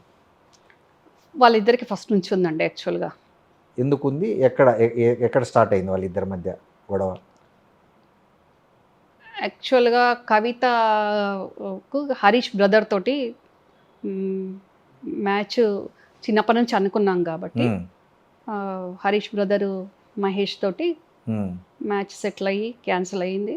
ఆ తర్వాత ఇంకా అప్పటి నుంచి స్టార్ట్ అయిపోయింది. ఎందుకు క్యాన్సిల్ అయింది? ఎందుకు క్యాన్సిల్ అయ్యింది అని అంటే ఇక చిన్నప్పుడు అనుకున్నది ఒకటి ఉంటుంది, తర్వాత ఒకటి ఇంట్రెస్ట్ ఉంటుంది. అంటే ఈమెకి ఇష్టం లేక క్యాన్సిల్ అయిందా, లేకపోతే హరీష్ రావు అక్కడ తమ్ముడిని వద్దన్నాడా? అంటే ఏదో అంటే ఇప్పుడు మహేష్తో మ్యాచ్ క్యాన్సిల్ అయితే హరీష్ రావు ఎందుకు శత్రువు అయ్యాడు అనేది కదా క్వశ్చన్. అంటే ఇంకేంటో కానీ అప్పుడు ఆ మ్యాచ్ క్యాన్సిల్ అయ్యాక కవిత వాళ్ళ అమ్మాయి నాతో చాలా ప్రెషర్ చేయించి అడిగించింది, ఎందుకు వద్దంటుంది అని అడిగిస్తే అప్పుడు కవిత నాకు ఆన్సర్ చెప్పింది ఏంటి అంటే, ఇట్లా మీలాగే 1-1 ఉన్నప్పుడు ఆన్సర్ చెప్పింది, హరీష్ బావ డామినేషన్ నేను తట్టుకోలేను చెప్పింది, అంతే. అదొకటే రీజన్ మాకు తెలిసింది, అదొకటే రీజన్. అది మ్యాచ్ డ్రాప్ అయిపోయినరు, ఇంకా అప్పటి నుంచి స్టార్ట్ అయిపోయింది. అప్పటి నుంచే కదా ఆమె బయటకు వచ్చింది, పార్టీ పెట్టింది, పార్టీ పెట్టాలనుకుంది, ప్రజా సమస్యల మీద పాదయాత్రకి వెళ్ళింది కదా. అప్పుడు ఎప్పుడు మీ సర్వీసెస్ తనకు ఉపయోగపడతాయి, మీలాంటి వాళ్ళు ఇప్పుడైనా తన పక్కన ఉంటే తనకి ఒక ప్లస్ అవుతుందనే ఆలోచన కానీ అట్లాంటి ఆహ్వానం కానీ మీకు వచ్చిందా ఇప్పటి వరకు? అలాంటి ఆలోచన కవితకు వచ్చినా కవిత వాళ్ళ అమ్మ కుదరనియదు. ఇప్పుడు తను అమ్మతో లేరు కదా, అమ్మ నాన్నతో లేరు, సపరేట్ అక్కడ ఉండి నడిపిస్తుంది అమ్మ. కవిత పార్టీకి మొత్తం హోల్ అండ్ సోల్ కర్త కర్మ క్రియ అని అక్కడ ఉండి నడిపిస్తుంది వాళ్ళ అమ్మ. వాళ్ళేమో బీఆర్ఎస్ వాళ్ళు ఏమో రేవంత్ రెడ్డి అంటారు, మీరేమో వాళ్ళ అమ్మ అంటారు. అసలు జనాలు కన్ఫ్యూజ్ అయిపోతున్నారు. జనాలు డెఫినెట్ గా కన్ఫ్యూజ్ అవుతారు. చూసే ఇప్పుడు బీఆర్ఎస్ పార్టీ రేవంత్ అని అంటది, కానీ ఒక ఫ్యామిలీ మెంబర్ను పుట్టిన పంచెలు అక్కడ ఉన్నదాన్ని నాకు తెలుసు కదా, ఏ ప్రజలకు తెలుస్తుంది ఫ్యామిలీ మ్యాటరు? ఇప్పుడు మీ ఇంట్లో ఫ్యామిలీ మ్యాటర్ నాకు తెలుస్తుందా, రేవంత్ అన్న ఇంట్లో ఫ్యామిలీ మ్యాటర్ నాకు తెలుస్తుందా? With in the family members తెలుస్తుంది కదా ఏంటనేది. సో నాకు తెలుసు కదా అండి. అంటే శోభామ్మ గారు అంత రాజకీయ నిపుణురాలంటారా? ఒక పార్టీ పెట్టించి ఒక పార్టీని వెనక ఉండి నడిపించే అంత శక్తి సామర్థ్యాలు, అంటే ఆమె ఒక సాధారణ హౌస్ వైఫ్ కదా మామూలుగా, అంటే మాకున్న అవగాహన చెప్తున్నా. మనము మహాభారతంలో ఉమ్, ఎక్కువ పేరు విన్నది ఎవరిది? దుర్యోధన దుశ్శాసనులదే వింటాం. అవును, వాస్తవం. వాస్తవం కదా. ఉమ్, కానీ ఆ దుర్యోధన దుశ్శాసనుల తల్లి ఎవరు? గాంధారి. ఉమ్, గాంధారి ఆమె కళ్ళకు గంత కట్టుకుంది, భర్తకు గంతలు కట్టింది. ఉమ్. ఆయన గంతలు లేవు, ఈ అవును. భర్తకు లేవు కళ్ళు భర్త అని కళ్ళు లేవని కళ్ళు ఆమె లేవని నాకు కూడా ఆమె- చూపు అవసరం లేదని ఆమె గంతలు గంటలు కట్టుకుంది. అవును. గంతలు. అవునా? ఉమ్, మరి నేనేమంటానంటే ఉమ్, ఆ గాంధారిని చూస్తే ఉమ్, కళ్ళ గంతలు కట్టుకున్న గాంధారే పాపం భర్తతో పాటు ఆమెకు కూడా కళ్ళు లేవు, తను కూడా ప్రపంచం తనని చూడని ప్రపంచం చూడని- నేను చూడొద్దు అనుకుంది ఆమె. చూడొద్దు అని అనుకొని కట్టుకుంది అని మనం అనుకున్నాం. అవును, అంతవరకే అనుకున్నాం. అవును. కానీ అదే గాంధారి ఉమ్, అదే అన్ననో తమ్ముడో అయిన శకుని చెప్పిందే ఫాలో అయింది, ఉమ్, అదే నమ్మింది. లాస్ట్కు 100 మంది కొడుకులను ఊడగొట్టుకుంది. ఉమ్. గాంధారి మరి నడిపించిందా లేదా? మహాభారతం నడిపించింది స్ప్లిట్ కారణమైతే మీరన్న గాంధారిని. అంతే కదా. మరి ఆమె సలహా అదే శకునిని నమ్మకుంటే, ఉమ్, అదే శకునిని పక్కకు పెట్టుకోకుంటే ఉమ్, దుశ్శాసనులకు దరిద్ర పేరు వచ్చేదా? ఉమ్, 100 మంది కొడుకులు చచ్చేదా? ఉమ్, మహాభారత యుద్ధం ఉండేదా? ఉమ్.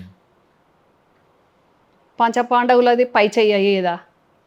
యుద్ధమే రాకపోతుండే కదా. అవును, వాళ్ళు అడిగిన 5 ఊర్లు ఇచ్చినా అయిపోయేది. ఇప్పుడు మా ఇంట్లో కూడా అదే జరుగుతుంది కదా. మా కుటుంబం తెలంగాణ వచ్చింది, మా కుటుంబం విడిపోయింది, ఉమ్, ఈరోజు కన్న కూతురు కూడా విడిపోయే పరిస్థితి వచ్చింది. ఇది ఎవరు చేసుకుంది? ఉమ్, దీనికంతటికి మూల కారణం కేంద్ర బిందువు శోభమ్మ కాదా? ఉమ్. ఇక్కడ సూత్రధార ఎవరు, పాత్రధార ఎవరు, బాధితులు ఎవరు? ఇప్పుడు ఆ ఇప్పుడు శోభమ్మ అర్థమైందా మీకు? కాదండి, శోభమ్మ చెల్లెలు కొడుకే కదా మీరు చెప్తున్న సంతోష్రావు. అవును. మరి ఈమె కన్న కూతురు ఇక్కడ పడంది చెల్లెల కొడుక్కి తన సొంత కూతురికి కదా. మరి ఆమె అటు సంతోష్ రావును ఇటు కూతురును రెండు వైపులా ఎంకరేజ్ చేస్తుందంటే ఇట్స్ చాలా ఇది ఎట్లుందంటే ఇక అద్భుతమైన స్క్రిప్ట్ ఇది, తెలుగు కొత్త మీకు సినిమాకి. స్క్రిప్ట్ లాగా అనిపిస్తుండొచ్చు, ఉమ్, ఇది వాస్తవం. ఉమ్, ఇది వాస్తవం. ఆమె టార్గెట్ ఒకటే, ఉమ్, కవిత టార్గెట్ ఒకటే. ఓకే అక్కడ హరీష్ రావు ఉండొద్దు. ఓకే. హరీష్ రావుని ఏది చేసి అక్కడికి వెళ్ళి జరిపేసేయాలి. ఉమ్, హరీష్ రావు పోయినాక అల్టిమేట్గా పార్టీ వీక్ అయిపోద్ది కదా. ఉమ్. సో ఒకవేళ ఇప్పుడు ఏ కారణాల వల్లైనా అనుకుందాం, మాట వరుసగా అనుకుందాం, హైపోతికేషన్ ఇది జరగదు అనుకో, ఒకవేళ హరీష్ రావు గారు పక్కకు వచ్చో లేదా ఆయన ఇంకో ఏదైనా నేషనల్ పార్టీ ఏదైనా ఆయన ఇన్వైట్ చేస్తే అప్పుడు ఈమె పార్టీది కూడా ఎత్తేసి మళ్ళీ కేసీఆర్ దగ్గరికి వెళ్ళిపోతుంది అంటారా మీరు చెప్పే దాన్ని బట్టి? యాక్చువల్గా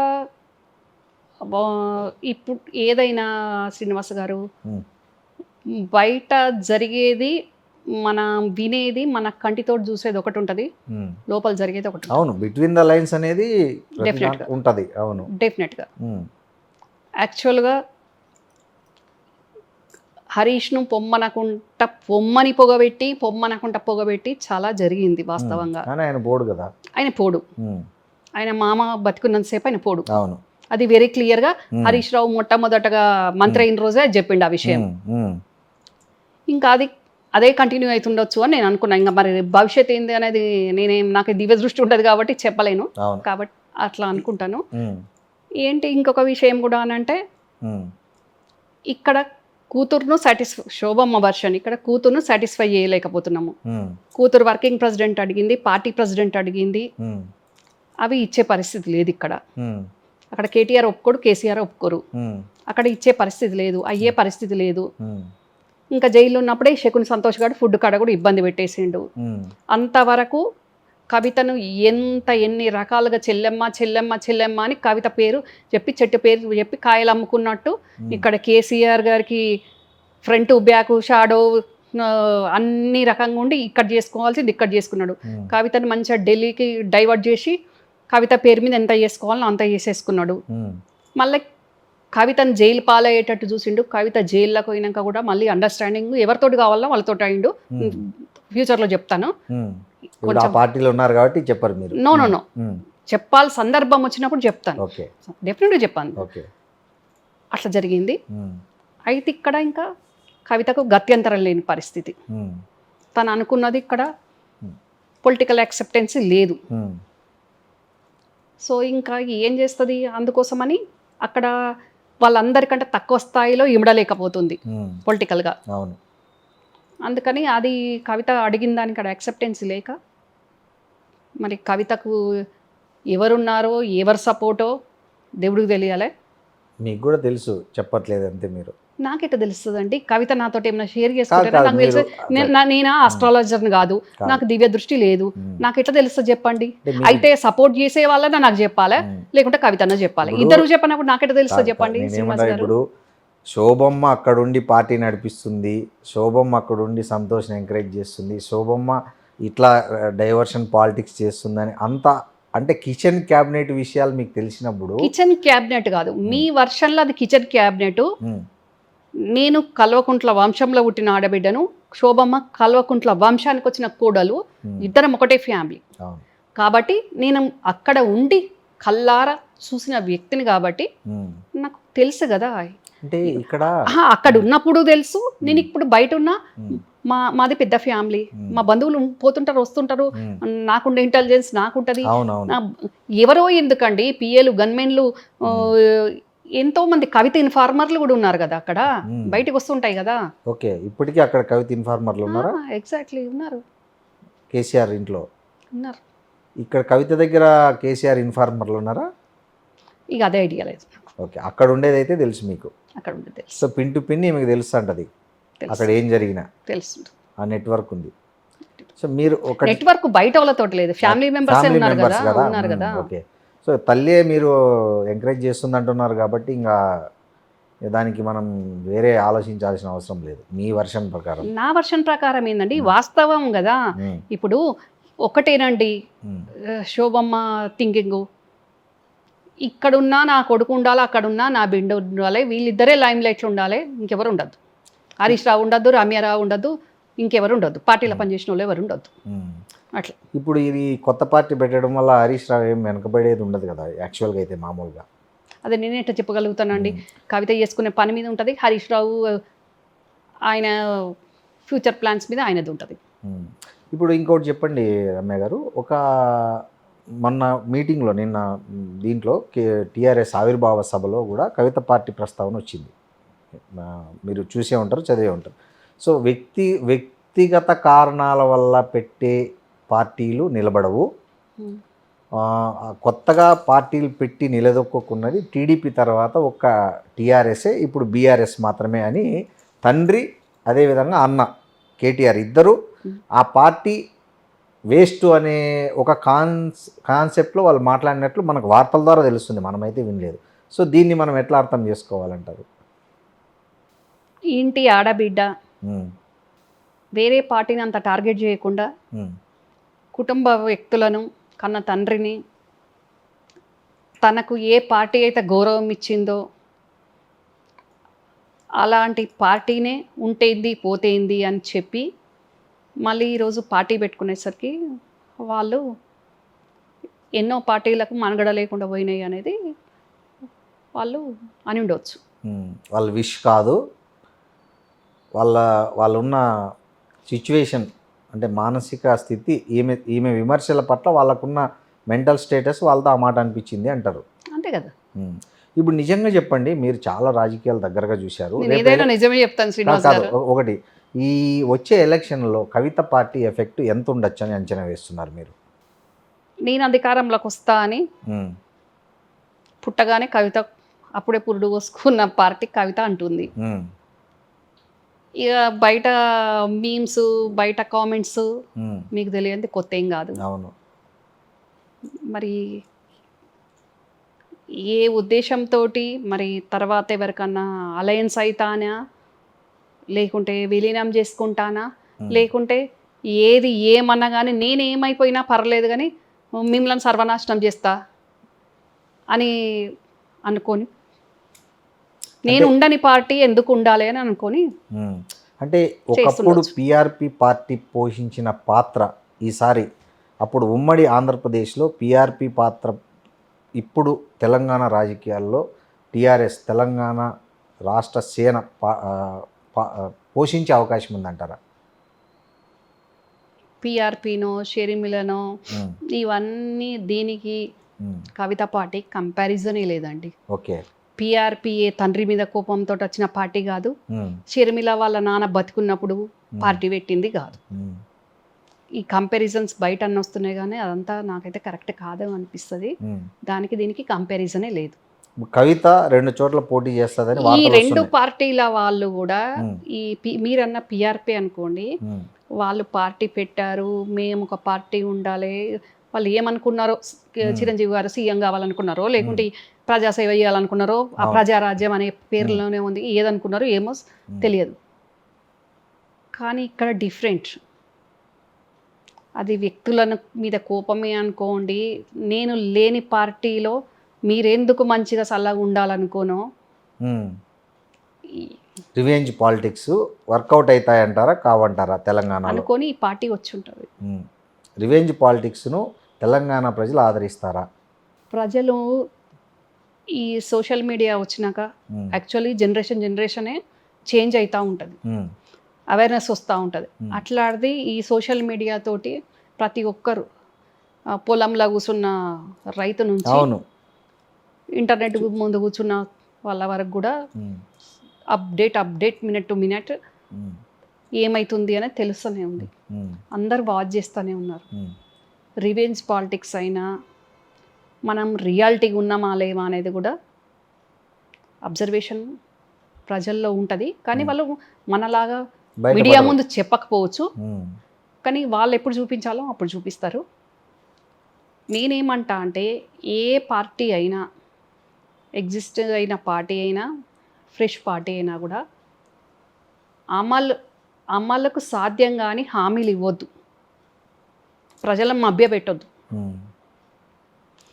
ఏవైతే మనం రియాలిటీగా చేయగలుగుతామో అవి చెప్పి ప్రజలను మెప్పించి మనం మన గోల్ రీచ్ అవ్వాలనుకున్న దగ్గరికి రీచ్ అవ్వడానికి ట్రై చేయాలి అనేది నేను అంట. అంటే ఆమె చెప్పిన దాంట్లో ఒకటి 5 లక్షల ఉద్యోగాలు అయితే సంవత్సరానికి 4 లక్షలు అంట, సంవత్సరానికి ఇన్ని ఇస్తారేమో బహుశా. అంటే మొత్తం 5 ఏళ్ల కాల పరిమితిలో నింపాలనుకున్నారు. ఎట్లా పాసిబుల్ అవుతుంది, ఎట్లా ఇస్తారు, ఎట్లా? నువ్వు సీఎం కూతురు ఉన్నప్పుడు చెప్పిందే ఇప్పుడు నీ మేనిఫెస్టోలో లేదు కదా, అది పెట్టి ఉండాలి కదా డెఫినెట్గా. నువ్వు ఒక మహిళ పార్టీ పెట్టినప్పుడు మహిళల భద్రత ఫస్ట్, మహిళల భరోసా ఫస్ట్, మహిళల భవిష్యత్ ఫస్ట్, ముఖ్యంగా మహిళల బతుకును ఛిద్రం చేస్తున్న ఈ మద్యపానాన్ని ఫస్ట్ దాని మీద నువ్వు అదే ఫస్ట్ పెట్టాలా. ఫస్ట్ అంశంగా నీ ఎజెండాల ఫస్ట్ ఆ అంశం పెట్టాలా. దాని మీదనే నువ్వు పార్టీ పెట్టిన తక్షణం నువ్వు దాని మీదనే పోరాటం చేయాలి నువ్వు వాస్తవంగా. సో ఇప్పుడు టోటల్గా మీరు చెప్పొచ్చేది దాని మీద పోరాటం చేయకుండా ఇక కవితను ట్రోల్ చేస్తున్న వాళ్ళు, స్కామ్ గురించి ట్రోల్ చేస్తున్న వాళ్ళని మాత్రం నా మీద ట్రోల్ చేసిన వాళ్ళ మీద కేసులు పెట్టడానికి ఏమన్నా సెక్షన్లు ఉన్నాయా అని వెతుక్కోవడం, అది ఎంతవరకు కరెక్టు? ఇప్పుడు మీరు చెప్పేదాన్ని అన్నిటిని బట్టి చూస్తే ఎంత ప్రభావం చూపిస్తుంది అంటారు వచ్చే ఎన్నికల్లో? మీ అంచనా చెప్పండి. రాజకీయం అంటేనే గంటకు రోజుకు చేంజ్ ఉంటుంది శ్రీనివాస్ గారు. అవునండి, కరెక్టే, నేను ఒప్పుకుంటా. కానీ ఒక అంచనా ఉంటుంది కదా ఎవరి పట్ల అయినా. ఇప్పుడు బీఆర్ఎస్ అంటే మినిమం ఒక ఇన్ని సీట్లు గెలుస్తుంది అని అనుకుంటాం. కాంగ్రెస్ దానికి ఉన్న ప్రజాబలాన్ని బట్టి ఒకటే చెప్పాను శ్రీనివాస్ గారు,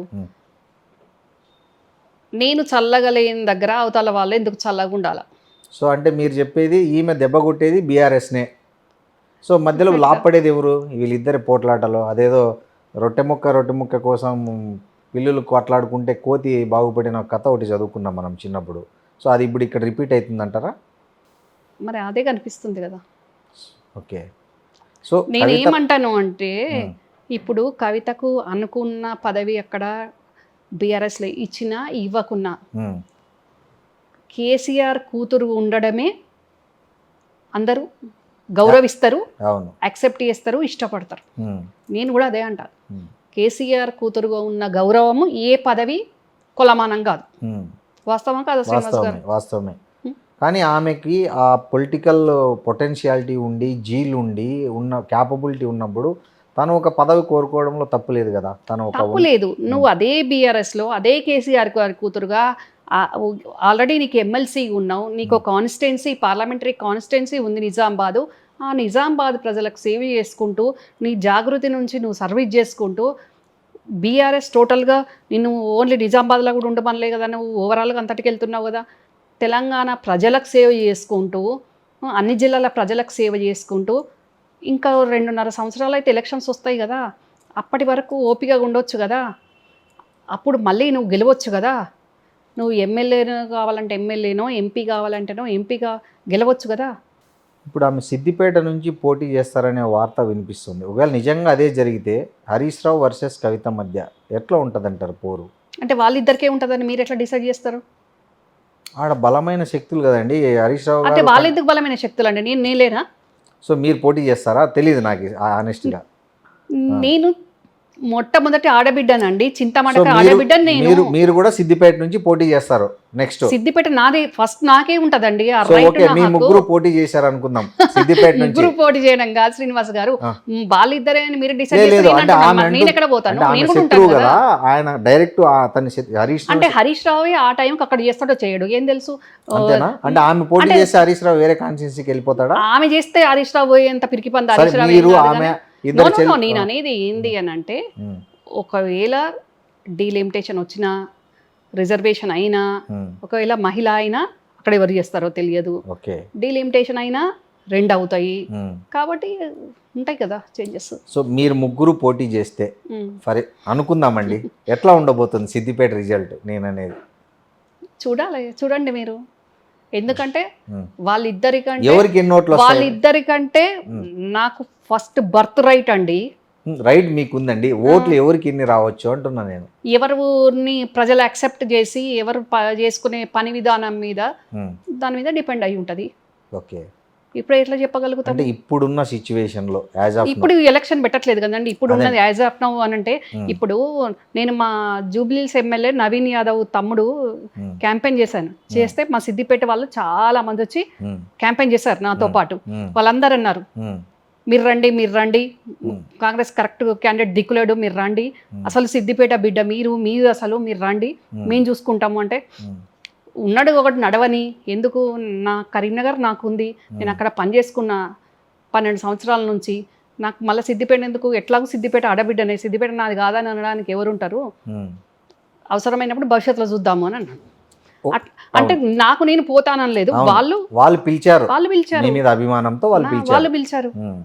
ఇప్పుడు రేపు నిజంగానే ఎన్నికలు జరిగితే హానెస్ట్గా మనం ఇప్పుడు జరుగుతున్నాయని కాదు కానీ ఒక అంచనా ఉంటుంది మీకు, పాలిటిక్స్లో ఉన్నారు కాబట్టి, మేము మీడియాలో ఉన్నాం కాబట్టి. మరి మీరు ఎట్లా డిసైడ్ చేసిండ్రు? నేను పాలిటిక్స్లో ఉన్న అంచనా అంటారు, నా గురించి మొత్తం ఇన్పుట్ అంతా తీసుకుంటారు, మళ్ళీ కవిత హరీష్ రావు వాళ్ళు ఇద్దరే అని మీరు ఎట్లా డిసైడ్ చేస్తారు?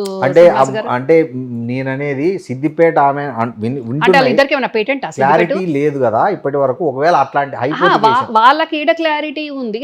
ఆయన అంటే ఎగ్జిస్ట్ అయి ఉన్నాడు అక్కడ, కేసీఆర్ గారు ఇచ్చిన సీటు. ఓకే, కేసీఆర్ గారు తను వెళ్తా అన్న రోజు హరీష్ వదులుకుంటాడు, హరీష్ వద్దనుకున్న రోజు హరీష్ వదులుకుంటాడు కావచ్చు. కానీ కవితను అక్కడ మీరు ఎట్లా డిసైడ్ చేస్తారు? మేము లేనట్టు లేదండి, ఆమె చేస్తుందని వార్తలు వస్తున్నాయి. ఆమె వార్త రావడం ఎంతసేపు అండి? ఫీలర్ వదలడం నిమిషం కాదు, రేపు నేను కూడా వదలడానికి నిమిషం. మీరు కూడా సిద్దిపేట క్యాండిడేట్ కాంగ్రెస్ నుంచి నెక్స్ట్ ఎలక్షన్ లో మేమే చెప్తున్నాము. సో ట్రయాంగిల్ 40 అక్కడ ముగ్గురికి అంటే అనుకున్నవన్నీ జరగకపోవచ్చు, వాళ్ళిద్దరే అని మీరు డిసైడ్ చేసేసరికి నేను కూడా ఉన్నాను కదా, ఫస్ట్ రైట్ నాకుంటది కదా. మీరు అక్కడ మీరు కరీంనగర్ అనుకున్నా కానీ మీరు సిద్దిపేట నుంచి పోటీ చేయాలనుకుంటారని నాకు కూడా ఇప్పుడే తెలిసింది. ఇక నేను చేయాలనుకుంటున్నాను అనలేదు, మీరు వాళ్ళిద్దరే వర్సెస్ అని మీరు డిసైడ్ చేస్తే వాళ్ళిద్దరే ఏంది, మరి నేను మొదట ఆడబిడ్డాను కదా అని నేను అన్నాను. కరెక్ట్, నాకు కూడా ఉంటది కదా. ఎన్ని సీట్లు రావచ్చండి ఓవరాల్ గా? వాట్ ఎవర్ ఇట్ ఏమైనా కానీ కవితకు పెట్టిన కొత్త పార్టీకి ఎన్ని సీట్లు రావచ్చు వచ్చే ఎన్నికలు జరిగితే తెలంగాణలో? మీరు పార్టీ పెట్టినామని అడగాలి కానీ నన్ను అడిగితే ఎట్లా చెప్పండి? అంచనా చెప్పండి. నేనేం చెప్తున్నాను వెరీ క్లియర్గా చెప్పాను, ఒకటే సింపుల్. ఇక్కడ ఎన్ని సీట్లు ఓట్లు అది అంత కాదు, నేను చల్లగా ఉండకుంటే అవతల వాళ్ళు చల్లగా ఉండొద్దు, అంతే. అంతే, ఆ పార్టీ లక్ష్యము అధికారంలోకి రావడం కాదంటారు ఫస్ట్ అది. ఓకే, ఫస్ట్ లక్ష్యము బీఆర్ఎస్ని దెబ్బ కొట్టడం అంటారు. డెఫినెట్గా అంతే. సో దీనివల్ల మీ కాంగ్రెస్ పార్టీకి లబ్ధి నేను అనేది ఏందండి, వెరీ క్లియర్ కవితనే చెప్పింది కదా, మారిన మనిషి మన మనిషి కాదు మర మనిషి అని చెప్పింది కదా. ఆ మర మనిషి మారుతున్నాడు, మర మనిషి అవుతున్నాడు అని నువ్వు బయటకు వచ్చినాకనే తెలిసిందా? మరి అక్కడ ఉన్నప్పుడు తెలిసినప్పుడు నువ్వు ఎందుకు మైన బొమ్మలాగా ఉన్నావో నేను అంటున్నా. నువ్వు మైన బొమ్మ అయినావా? ఆయన మారుతున్న మనిషి అయినప్పుడు నువ్వు మాట్లాడవచ్చు కదా. బయట ఉండి నేనే ఇన్ని మాట్లాడుతున్నప్పుడు నువ్వు లోపల ఉంటే ఎందుకు మాట్లాడలేదు? మనలో నిజాయితీ ఉండి, మనలో చిత్తశుద్ధి ఉండి, మనలో నిజంగా ప్రజల మీద అవగాహన ఉండుంటే మాట్లాడాలి కదా. కవిత ఇప్పుడు బయటికి వచ్చి మాట్లాడే కంటే అక్కడ ఉండి ఇప్పుడు తను అన్ని మాట్లాడుతున్న మాటలన్నీ 1000 మాట్లాడుతానులో ఒక్క మాట అయినా అక్కడుండి బయటికి వచ్చి మాట్లాడితే ఈరోజు ప్రతి ఒక్కరు కవితకు బ్రహ్మరథం పట్టకపోయేదా శ్రీనివాస్ గారు? అదే కదా ఆమె లెటర్ రాసింది, ఆమె చెప్పాలనుకున్న విషయాలే కదా లెటర్ రాసింది. లెటర్ ఇచ్చింది ఎవరికి? తెలంగాణ ప్రజలకి ఇవ్వలేదు. నువ్వు రాసిన లెటర్ అంటే అంతర్గత వ్యవహారాలు కాబట్టి కేవలం తండ్రి వరకు పోవాలనుకుని ఉంటుంది. పార్టీ అంతర్గత వ్యవహారం కాబట్టి రచ్చ చేయొద్దు అనుకుని ఉంటుంది. రచ్చ చెయ్యవద్దు అని అనుకున్నప్పుడు తండ్రి అడుగుజాడల్లో, తండ్రి కనసాయిగలలో, తండ్రి సమక్షంలోనే ఉండాలి కదా. పదవి ఉన్నా లేకపోయినా నష్టమైతే లేదు కదా. పదవి లేకుంటే లేని నష్టం లేదు కదా. ఇప్పుడు మీడియాని కాదు, ప్రజలందరూ కూడా కంపేర్ చేస్తున్నారు. షర్మిలలాగా అవుతుంది కవిత. షర్మిలది కవితది డిఫరెంట్. షర్మిల తండ్రి కోసం తన ఇల్లే ఇచ్చింది, మనకు తెలుసు కదా. రాజశేఖర్ రెడ్డి గారికి ఇల్లు లేకుంటే కూడా షర్మిల ఇల్లే ఇచ్చింది. తర్వాత రాజశేఖర్ రెడ్డి గారు పోయినాక జగన్మోహన్ రెడ్డి కోసం జైల్లో ఉంటే పాదయాత్రలు చేసింది, అన్న కోసం సాక్రిఫైస్ చేసింది. ఇక్కడ కేసీఆర్ గారు బతికే ఉన్నారు కదా, బతుకున్నప్పుడే ఈ భాగవతం అంతా అయింది కదండి. అక్కడ షర్మిల ఆస్తులు రాలే, పదవి రాలేదు, కష్టము అయింది, నష్టము అయింది. మరి ఇక్కడ కష్టము కాలేదు, నష్టము కాలేదు, అన్నీ వచ్చినాయి. అధికారం వచ్చింది, ఆస్తులు వచ్చినాయి, అన్నీ వచ్చినాయి. కేవలం ఇంకా కేసీఆర్ గారు పార్టీ ప్రెసిడెంట్ రాసేది ఉండేనా? అదొకటే కదా తక్కువ. అంటే తండ్రి ఉన్నంత వరకన్నా సమన్వయంగా ఉంటాము అనే పరిస్థితి అక్కడ లోపించింది. ఇక్కడ ఇదంతా దీనికి కేంద్ర బిందువు ఎవరు? శోభమ్మ కదా. ఎందుకు అమెరికాలో ఉన్న వాళ్ళని పట్టుబట్టి కేసీఆర్ గారు అన్నారు కదా, మొట్టమొదట మా కరీంనగర్ సింహగఢ్ జిల్లాలో నేను మియా బీబీ నా బేటా బేటీ అమెరికాలో ఉన్నారు. ఎందుకు వచ్చిండ్రు మరి? కేసీఆర్ గారు ఏలుబెట్టి పిలిపియలే కదా, వాళ్ళకి చెరో జెండా చేతిలో పెట్టలేదు కదా. ఇదంతా చేసింది ఎవరు? శకుని ఫ్యామిలీ అండ్ శోభమ్మ ఈ కంపెనీ కాదా చేసింది, పిలిచింది? ఏం అవసరం వచ్చింది? వీళ్ళ పదవుల్లో తెలంగాణ 2001 జెండా మోసిన వాళ్ళు కానివ్వండి, జయశంకర్ గారు కానీ, ఇప్పుడు జయశంకర్ గారు సిద్ధాంతకర్త బొమ్మ పెట్టుకున్నాను. ఇదే జయశంకర్ గారికి మరి మీరు పదవులు తీసుకోకుండా మరి జయశంకర్ గారికి ఎందుకు ఇవ్వలేదు? అప్పుడే కోదండరామ్ గారికి ఎందుకు ఇవ్వలేదు? ఇంకా అప్పుడు ఉద్యమంలో ఉన్న వాళ్ళు చాలామంది ఉన్నారు కదా, వాళ్ళందరికీ ఎందుకు ఇవ్వలేదు? అమరులైన కుటుంబాలకు ఈ 4 ఉద్యోగాలు తీసుకోక హరీష్ కానీ, నేను హరీష్ను కూడా అంట, హరీష్ కానీ, కవిత కానీ, కేటీఆర్ కానీ, శకుని సంతోష్ కానీ, కేసీఆర్ గారు ఉండని, ఈ 4కి ఎందుకు ఉద్యోగాలు లేకుంటే అమరుల కుటుంబం నుంచి ఒకటి, ఉద్యమకారుల కుటుంబం నుంచి ఒకటి, మేధావుల కుటుంబం నుంచి ఒకటి, మీలాంటి ఉద్యమంలో ఉన్న జర్నలిస్టుల అందరి తరఫున ప్రతినిధిగా ఒకరిని 4కి 4 పదవులు ఇస్తే ఈరోజు చరిత్రలో ఏ రకంగా ఉండేదండి? వాస్తవమా? ఈరోజు ఈ పరిస్థితి వచ్చేదా? ఈ తన్నులాట వచ్చేదా? ఇంకో పార్టీ బయటికి వచ్చేదా? నవీన్ పట్నాయక్ లాగా కేసీఆర్ గారు కూడా సీఎంగా ఉండేది కదా ఎప్పటికీ. ఫైనల్గా ఒకటి చెప్పండి, కేసీఆర్ ఫ్యామిలీలో జరుగుతున్న ఈ వారసత్వ యుద్ధం తెలంగాణ రాష్ట్ర రాజకీయాలను భవిష్యత్తులో ఎలా ప్రభావం చూపబోతోంది? నేనేం చెప్తున్నా శ్రీనివాస్ గారు, తెలంగాణ వచ్చింది, మా కుటుంబం విడిపోయింది. కుటుంబ సభ్యులు పదవులు తీసుకొని ఆ పదవులు అనుభవించి మళ్ళా అధికారంలో లేనప్పుడు మళ్ళా ఆధిపత్య పోరు, అధికారం కోసం ఈ ఆరాటంలో ప్రజలు ఆగమవుతున్నారు. ప్రజల కంటే ఎక్కువ ప్రజలు వాళ్ళకి నచ్చిన వాళ్ళకి ఓటేస్తారు కావచ్చు ఓటమి, కానీ ఉద్యమ జెండా మోసిన వాళ్ళు, ఏమి కాని వాళ్ళు, బతుకు ఛిద్రమైపోయిన వాళ్ళు, ఇంకా కేసీఆర్ గారిని నమ్ముకొని ఉన్నవాళ్ళు, వాళ్ళ భవిష్యత్ ఏంది? నిన్నటికి 25 సంవత్సరాలు అయిపోయింది. ఆ జెండా పట్టుకున్న నవ యువకుడో, ముసలోళ్ళు అయితే ఎంతమంది చచ్చిపోయినరో తెలియదు. నవ యువకులు 25 ఏళ్ళ జెండా మోసినోడు ఇప్పటికీ 50 ఏళ్ళు అయి ఉంటాడు. ఇంతవరకు ఏ పదవి రానున్న వాళ్ళ భవిష్యత్ ఏంది? వాళ్ళ కుటుంబ పరిస్థితి ఏంది? కుటుంబ సభ్యులం మేమే ఆగమైపోయినాం. జెండా మోసి మోసి సాక్రిఫైస్ చేసి బిజినెస్లు పక్కకు పెట్టేసుకొని మేమే బయటికి వచ్చేసి ఇది అయిపోయింది. అంటే కల్లారా మేము చూసినాం కాబట్టి ఆగమైపోయిన వాళ్ళు ఎందరు, ఆగమైతున్న వాళ్ళు ఎందరు, అగ్యమ గోచరంగా అయ్యేటోళ్ళ పరిస్థితి ఇంకెంతమందిది? కేవలం ఈ నలుగురి ఆధిపత్య పోరాటం, అధికారం కోసం, ఆరాటం కోసం ఇంకా ఎన్ని లక్షల మంది కార్యకర్తలు, ఎన్ని వేల మంది నాయకులై భవిష్యత్తు ఆగం చేయదలుచుకున్నారని నేను అడుగుతున్నాను. వాస్తవం కాదైతే బాధ అనిపిస్తుంది శ్రీనివాస్ గారు. ఎందుకంటే నేను కాంగ్రెస్కి వచ్చినప్పటి నుంచి నేను తిరగని జిల్లా లేదు. మా ఎక్కడ మదిర నుంచి, బట్టి విక్రమార్క గారి మదిర నుంచి, మంతిని నుంచి ఆదిలాబాద్ మూలగొట్టు వరకు ప్రతి జిల్లాకు నేను వెళ్ళి వచ్చిందండి.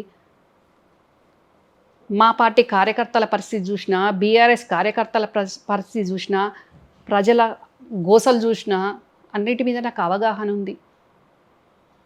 అంటే తెలంగాణ వస్తే బతుకులు బాగుపడతాయి అనుకున్న వాళ్ళు ఈరోజు ఎందుకు వచ్చింది ఈ తెలంగాణ అని బాధపడుతున్నారు. ఏమొచ్చింది తెలంగాణ వచ్చి? ఒక కుటుంబం బాగుపడ్డది. ఎంతసేపు మా పార్టీ వాళ్ళు కానీ, బీజేపీ వాళ్ళు కానీ, మీ మీడియా కానీ బయట కల్వకుంట్ల కుటుంబం, కల్వకుంట్ల. కానీ నాకు బాధ అనిపిస్తుంది. చాలామందికి నేను అప్పీల్ చేస్తున్నా, ఎంతోమందికి చెప్పినా, మళ్ళీ మీ ద్వారా కూడా చెప్తున్నా, దయచేసి కల్వకుంట్ల కుటుంబం అనకండి, కేసీఆర్ కుటుంబం అనండి, వ్యక్తుల పేర్లు పెట్టండి.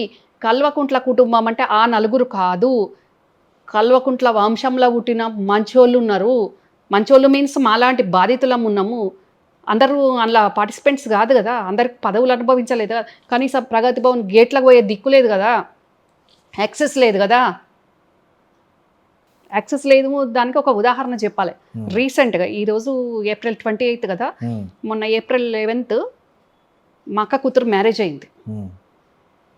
మా అక్క సిద్దిపేటలో ఉంటుంది. అంటే మా అక్క అంటే కేసీఆర్ గారికి, మా ఫాదర్కి ఫస్ట్ కజిన్ కూతురు. కవిత కార్డు ఇవ్వడానికి వస్తే 2 hours వెయిట్ చేయాల్సి వచ్చింది. లోపలికి ఎంట్రన్స్ దిక్కులేదు. నేను బంధువునైతా, అక్కనైతానని చెప్పుకొని ఎట్లనో గేట్లకు లోపలికి వెళ్ళింది. వెళ్ళినాక పైనకి ఇన్ఫర్మేషన్ ఇచ్చినా పైనకి ఇన్విటేషన్ లేదు పైకి రమ్మని, కిందనే అందరిలాగానే ఉంది. 2 hours ఉన్నాక కవిత కిందికి వచ్చింది. చాలాసేపు అయిందా, సారీ అని అంది. విజిటింగ్ అది ఇన్విటేషన్ తీసుకుంది. కనీసం పెళ్ళికి కూడా వెళ్ళలేదు. కుటుంబ సభ్యులే రాలే కదా. కవితలాగా ఆ అక్క కూడా కల్వకుంట్ల వంశంలో పుట్టింది కదా, పెద్దనాన్న కూతురే కదా. ఓన్లీ ఇన్విటేషన్ ఇవ్వడానికి వచ్చింది. 2 గంటలు వెయిట్ చేసే పరిస్థితి. ఇప్పుడే అట్లుంటే గతంలో ఆ ప్రగతి భవన్లో ఎవరికన్నా లోపలికి వెళ్ళే పరిస్థితి ఉండేనా? ఇంకా మీరందరూ కల్వకుంట్ల కుటుంబం దోపిడీ చేసిందంటే వాళ్ళ కల్వకుంట్లలో పుట్టిన ఆడోళ్ళు మగోళ్ళు ఏడుస్తున్నారు. అరే వీళ్ళు తిట్టేవాళ్ళు ఏదో కేసీఆర్ కుటుంబం అని పేర్లు పెట్టి తిట్టని, ఆ కవితనో, కేటీఆర్నో, హరీష్నో, ఆ శకుని సంతోషో, ఇంకెవడు ఉంటాడో వాళ్ళందరినీ తిట్టని. కానీ ఎందుకు ఇట్లా కల్వకుంట్ల కుటుంబం అంటున్నారు? కనీసం నువ్వన్నా మాట్లాడు అని అంటే నేను మాట్లాడాల్సి వస్తుంది. నిజంగా కూడా ఇప్పుడు మేము కూడా బాధపడాల్సి వస్తుంది. కల్వకుంట్ల కుటుంబం అంటే అరే మేమందరం దోపిడీ చేసినామా, మేమందరం అధికారం అనుభవించినామా, అనవసరంగా భోగాలు వాళ్ళకు తిట్లు మాకు అన్నట్టు అయిపోతుంది. మేము తిట్లు పడాల్సి వస్తుంది. అది బాధ అనిపిస్తుంది. ఇక్కడ దోసుకుందొగరు, తిట్లు పడేదొగరు, అనుభవించిందొగరు, ఆగమైపోయింది మేము. ఇట్లా చెప్పాలంటే శ్రీనివాస్ గారు 3 రోజులకు కంటిన్యూస్గా మనము ఇంటర్వ్యూ చేసుకున్నా కానీ అంత ఉంది మ్యాటర్ అండి, అంత ఉంది. మామూలు కాదు ఇది. మీ బాధ అర్థమైంది. ఇక నుంచి నా బాధ కాదు, మీడియా కూడా మీరు అన్నట్లు కేసీఆర్ కుటుంబం గురించి మాట్లాడినప్పుడు కేసీఆర్ అంటే నేను చెప్తున్నాను ఇప్పుడు వీళ్ళ లీడర్షిప్ బయటికి చూపించుకోవడానికి, మళ్ళీ కష్టం వచ్చినప్పుడు కుటుంబ సభ్యులు కావాలి బలగం చూపించుకోవడానికి. మళ్ళీ ఇన్విటేషన్లు ఇవ్వడానికి వెళ్తే ఎవరన్నా కాలేజ్ ఫీజో స్కూల్ ఫీజుకో వెళ్తే మళ్ళీ అక్కడ యాక్సెస్ ఉండదు. ఎవరికన్నా బై మిస్టేక్లో కవిత యాక్సెస్ ఇస్తే కూడా అక్కడ శోభమ్మ డైరెక్ట్ ఎట్లా పోయినారు, మీరు నాకు ఫోన్ చేయాలి, నేను అప్పుడు కవితకు చెప్తా, ఇట్లుంటుంది. ఆ ఎక్స్పీరియన్స్ పర్సన్సే చెప్తారు కదా బయట. కవితే దొరకదు, కలవదు, ఫస్ట్ అట్లా చేసి పెట్టేసిండ్రు ఎవరికి కలవకుండా. బై మిస్టేక్లో ఎప్పుడన్నా ఒకసారి దారి తప్పి కవిత కలిస్తే ఇమీడియట్ అక్కడ నుంచి ఇక్కడికి ఫోన్ వస్తుంది. ఎవరు వచ్చినా నాకు చెప్పకుండా నువ్వు పని చేయొద్దు, పోయిన వాళ్ళకు క్లాసు.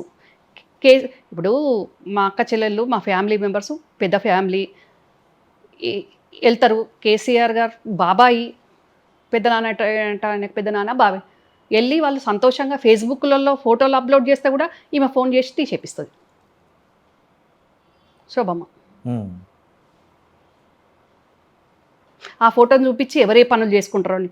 కానీ ఏ శకునుగాడైతే ఈరోజు కుటుంబం సర్వనాశనం అవడానికి కారణమైందో, కన్న బిడ్డనే ఈరోజు బయటకు పోయి కన్న తండ్రినే తిట్టే పరిస్థితి దాపురించింది అనేది ఇంకా కూడా జ్ఞానోదయం అవుతలేదు. మీరు ఇందాక అడిగినరు కేసీఆర్కి ఇంత తెలిసిన ఆయనకు గంత తెలియదా అని. తమిళనాడులో జయలలితకు అమ్మ అని పిలిపించుకుంది, ముఖ్యమంత్రి అయింది, ప్రజల అభిమానాన్ని చూరగొన్నది. ఆమె నన్ను అమ్మ అని పిలువనరి అని ఆమె ఏం చెప్పలేదు. ప్రజలు ఆమె చేసిన దానికి ఆమెను అట్లా అమ్మ అని అట్లా పిలుచుకున్నారు. అలాంటి జయలలితకు పెళ్ళి లేదు, పిల్లలు లేరు. నేను కేసీఆర్ గారికి అన్నబిడ్డ ఎట్లనో అక్కడ జయలలిత గారికి కూడా అన్నబిడ్డ ఉన్నది. కనీసం ఆమెకు అలా ఉండదు. ఆమె పోయస్ గార్డెన్లో ఎవరి మానిటరింగ్లో ఉందండి పోయస్ గార్డెన్? జయలలిత గారు, శశికళ. మరి ఇక్కడ కూడా శశికళ మానిటరింగ్లోనే ఉంది. ఇక్కడ శకుని సంతోష్ వాళ్ళ అమ్మ పేరు శశికళనే కదా. ఈ శశికళ కరీంనగర్ నుంచి రిమోట్ ఆపరేట్ చేస్తుంది కదా. తెలంగాణ శశికళ అంటారు మీరు. వాస్తవం అది. తెలంగాణ శశికళ అనడం ఏంది, అది వాస్తవం. ఓకే. అంటే ఇక్కడ ఎంత తెలివి కళ్ళతనమైనా ఏదైనా ఇంటి దొంగని ఈశ్వరుడు గుర్తుపట్టడు అన్నట్టు తన నీడ అనుకున్న నీడలనే కట్టప్పలు ఉంటారు. జయలలిత అక్కడ అట్లనే జరిగింది కదా. కేర్ టేకర్గా వచ్చింది, ఫోటోగ్రాఫర్గా వచ్చింది, జయలలితనే లేపేసింది. ఇక్కడ కూడా అదే జరుగుతుంది కదా. ఎందుకులే పాపం అంటే అట్లా ఎందుకులే కాదు, ఆ ప్రమాదం ఉంది అని అంటున్నా నేను. ఇప్పుడు కనుక కాదు, కవిత ఇప్పుడు అంటుంది, నేను 2015 నుంచే అంటున్నా. నేను అంటుంటే ఆ ప్రమాదం కవితకే వచ్చేసింది కదా, వచ్చే బయటకు వచ్చింది కదా. మరి ఆ లెటర్ నేను బయట పెట్టలేదు అని కవిత అంటది, మేము పెట్టలేదని వాళ్ళు అంటారు. అదేమన్నా పతంగా ఫామ్ హౌస్లోకి వెళ్ళి బయటకురికి ప్రజలలో పడడానికి మీ మీడియాకి వచ్చి చేరడానికి పతంగా కవిత లెటర్ ఏమన్నా వస్తుంది? పతంగ అయితే కాదు కదా. గాల్లో వదిన పతంగ అయితే మీడియాకి వచ్చి చేరిందా? థ్యాంక్ యూ అండి. చాలా చాలా సుదీర్ఘంగా మనం విషయాలు ఇంకోసారి చర్చించుకుందాం. Thank you very much.